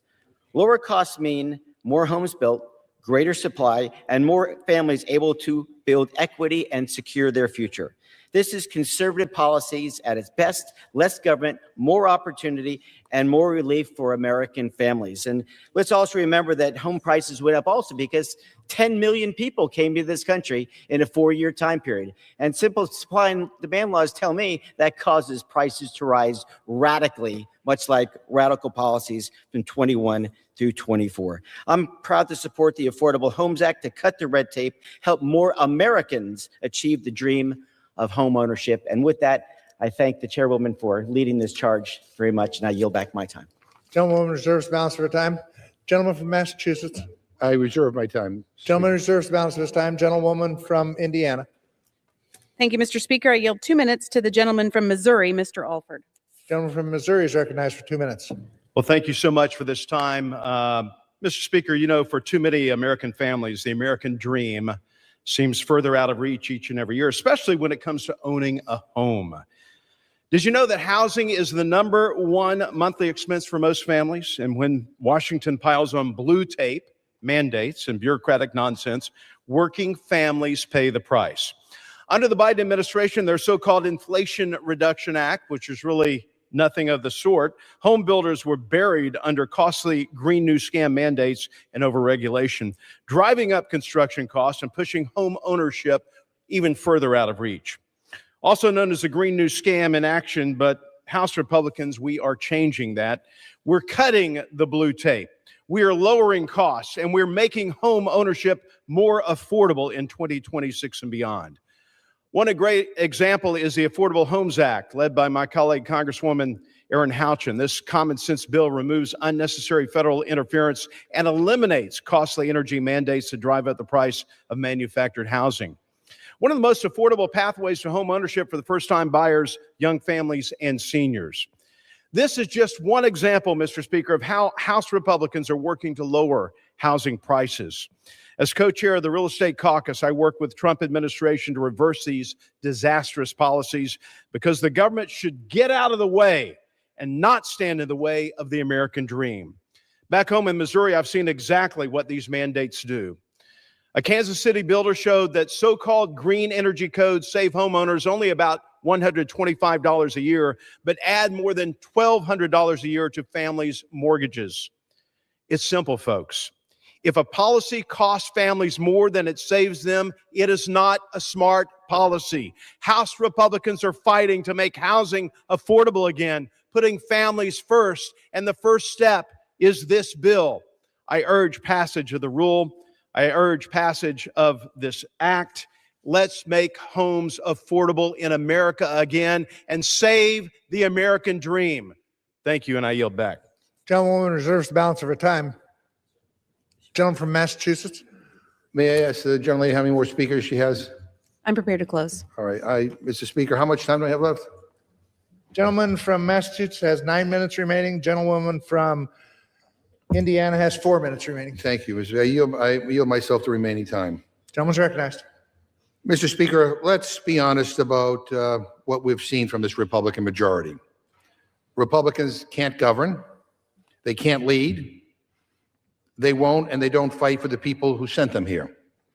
They rush to the floor to redefine what a showerhead is. That's the big issue. They move at lightning speed on tax breaks for billionaires. They bend over backward to enrich Trump and his inner circle, going so far as to invade another country to grease the skids for big oil. It's not about democracy. It's not about human rights. It's not even about drugs. It's about big oil. Big tech, big oil, big pharma, big banks, their priorities move at lightning speed. Tax cuts for the wealthy pass overnight. Corporate giveaways face no obstacles. But when it comes to protecting health care for millions of Americans, suddenly there's hesitation. Suddenly there's delays. Suddenly there's no money. Suddenly they move in slow motion. Suddenly we can't do anything. Well, it may be 2026, but it's the status quo for this Republican majority. New year, same BS for them. Except when it comes to what's happening in Venezuela. Then they're dragging us back to 2003. But other than that, it's always the same funding from elite donors with phony talk about helping regular people, the same contempt for their own voters, the same recklessness abroad, the same incompetence at home. And here is what Republicans always underestimate. The American people are paying attention. They're not stupid. They know when billionaires get everything and everyone else gets excuses. They know when governance is replaced by stunts, distractions, and culture war nonsense. There's always a reckoning for that kind of failure, always. And this year will be no exception. They know all the gimmicks. So, I mean, we passed this monstrosity of a bill called the One Big Beautiful Bill. Again, the American people are horrified by what's in it. Again, excessive giveaways to those wealthiest in this country, cutbacks in healthcare, cutbacks in everything that matters to working families. I mean, every poll that is done says it is incredibly unpopular. So what do? Rather than fix the problem, they come up with a counterfeit name for the bill. It's no longer the One Big Beautiful Bill. Now it's the Working Families Tax Cut Act. I don't know what the hell that is. I don't know who came up with that idea. Maybe some pollster gave it to you. As if just changing the name of what you call this big ugly bill will make a difference. And so, Mr. Speaker, all I can say is that, with all that is going on in this country right now, I mean, with all of the concerns that the American people have, with people desperately pleading with this Republican president and this Republican majority in the House and Senate to do something to make their life better, we have an opportunity to maybe legislate and help people. And instead, we're talking about shower heads. I mean, really, again, I urge my colleagues to vote no on this bill. I'm going to also, again, remind people about the vote on the previous question. We have a chance to actually do something positive today, and that is to honor the men and women who protected us on January 6th. Unfortunately, Republicans on the Rules Committee all voted no to require the Speaker again to hang the plaque. They all voted no, not a word, no explanation as to why. And not a word about what happened on January 6th has been spoken on this floor by the Republicans today. I don't know how that can be. I was there that day. I was in the Speaker's chair. I saw what happened. I saw what happened when I walked out to the Speaker's lobby. I saw the people who protect us being beaten by this angry mob, and not a word. And we can't get this Speaker of the House to hang up this plaque. That can change if we with the previous question vote. And with that, Mr. Speaker, I yield back the remainder of my time. Gentleman yields back the balance of his time. Gentlewoman from Indiana. Thank you, Mr. Speaker. I'm prepared to close and yield myself the balance of my time. Gentlewoman's recognized. Mr. Speaker, this rule is very straightforward. We're here to cut burdensome red tape and regulatory overreach that leads to higher energy costs for Americans. Common sense reforms like these are simple and long overdue. We're also here to move an appropriations package that provides critical funding that returns us to more responsible spending levels while delivering for the American people. One thing we've noted, there's fraud in government programs, including in Medicaid and SNAP. Republicans have sounded the clarion call to try to eliminate waste, fraud, and abuse, while Democrats want to minimize it. We've known about it for decades, even when we went after some of the waste, fraud, and abuse in Obamacare. And guess what? The CBO stated after we passed the One Big Beautiful Bill, the CBO stated premiums would go down as a result of our work, healthcare premiums. We went after Medicaid fraud, especially involving illegal immigrants. And by the way, a federal court recently ordered officials to turn over Medicaid information to ICE enforcement. If illegal immigrants weren't accessing Medicaid on Democrats' watch, as they tirelessly asserted, then why would a federal court provide such an order? We went after waste, fraud, and abuse through our rescissions package. And once again, Democrats refused to acknowledge that that premise ever existed. So we're cutting out waste, fraud, and abuse. We're becoming fiscally responsible. We are putting the American family first by reducing burdensome regulations that increase costs. I look forward to moving these bills out of the House this week. I ask my colleagues to join me in voting yes on the previous question and yes on the rule. Mr. Speaker, I yield back the balance of my time and move the previous question on the resolution. Gentlewoman yield back the balance of her time. The question is on ordering the previous question on the resolution. Those in favor say aye. Those opposed, no. Opinion of the chair, the ayes have it. Speaker, Gentleman from Massachusetts. I ask for the yeas and nays. The yeas and nays are requested. Those favoring a vote by the yeas and nays will rise. Sufficient number having arisen. The yeas and nays are ordered pursuant to Clause 8 of Rule 20. Further proceedings on this question will be postponed. Pursuant to Clause 12A of Rule 1, the chair declares the House in recess, subject to call of the chair.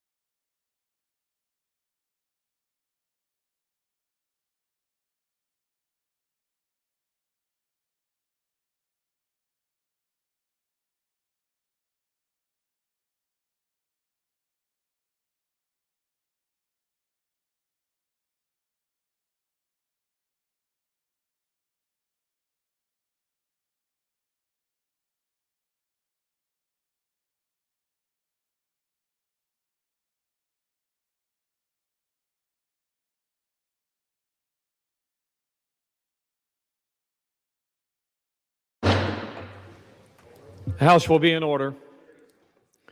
Proceedings will resume on questions previously postponed. Votes will be taken in the following order: ordering the previous question on House Resolution 977 and adoption of House Resolution 977 if ordered.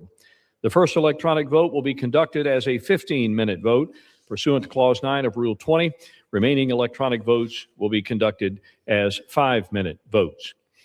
Pursuant to Clause 8 of Rule 20, the unfinished business is the vote on ordering the previous question on House Resolution 977, on which the yeas and nays are ordered. The clerk will report the title of the resolution.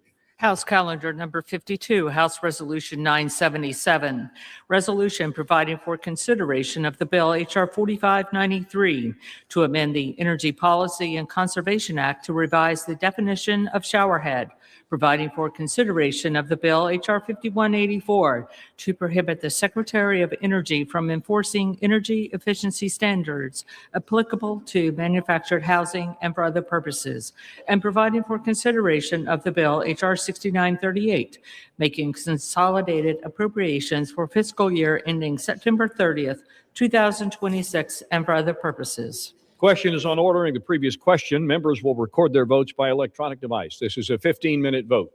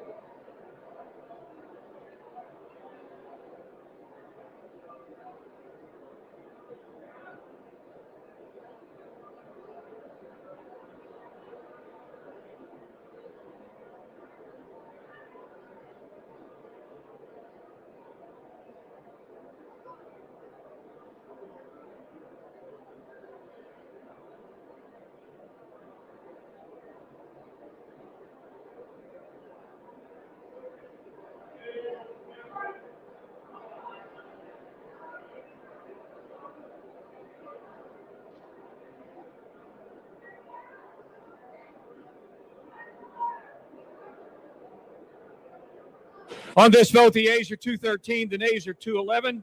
The previous question is ordered. Question is on adoption of the resolution. Those in favor say aye. Those opposed, no. Opinion of the chair, the ayes have it. Gentleman from Massachusetts. I ask for a recorded vote, Mr. Speaker.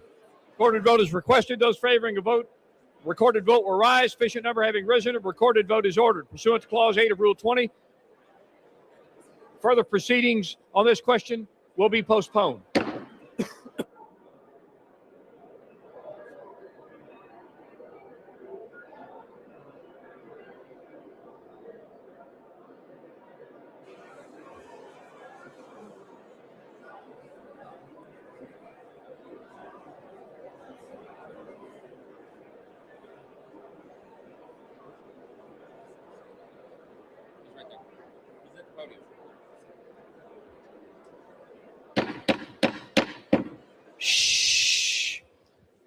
For what purpose does the gentleman from California seek recognition?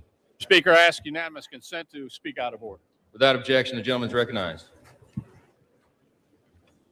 Yesterday, we learned of the sudden passing of our dear friend and colleague, Doug LaMalfa.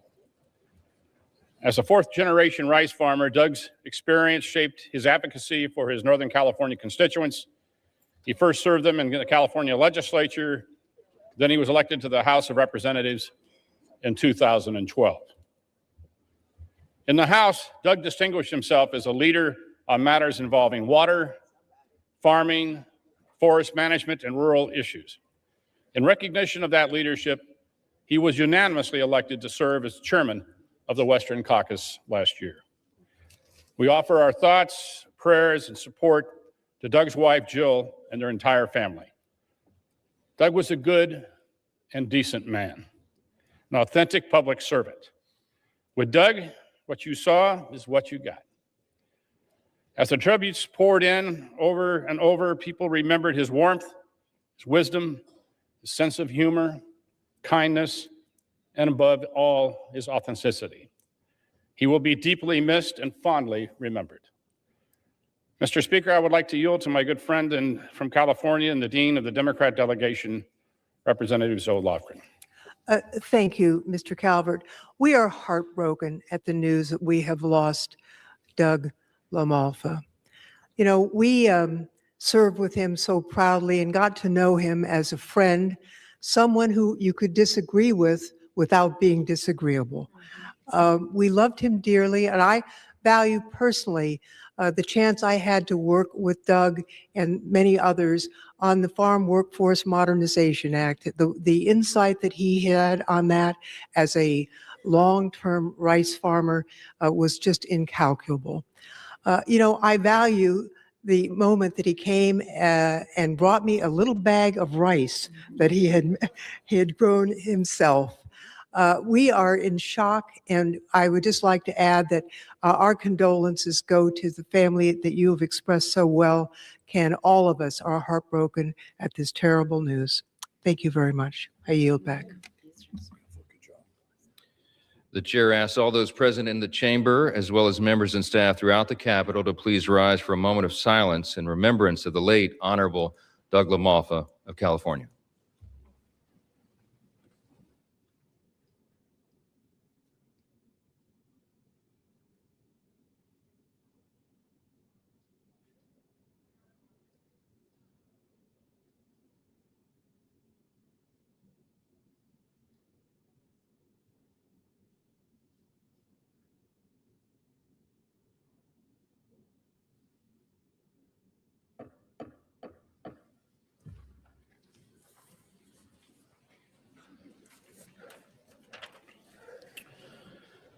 Pursuant to Clause 8 of Rule 20, the unfinished business is the vote on the adoption of House Resolution 977, on which a recorded vote is ordered. The clerk will report the title of the resolution. House Calendar Number 52, House Resolution 977, resolution providing for consideration of the bill H.R. 4593 to amend the Energy Policy and Conservation Act to revise the definition of showerhead, providing for consideration of the bill H.R. 5184 to prohibit the Secretary of Energy from enforcing energy efficiency standards applicable to manufactured housing and for other purposes, and providing for consideration of the bill H.R. 6938, making consolidated appropriations for the fiscal year ending September 30th, 2026, and for other purposes. The question is on adoption of the resolution. Members will record their votes by electronic device. This is a 5-minute vote.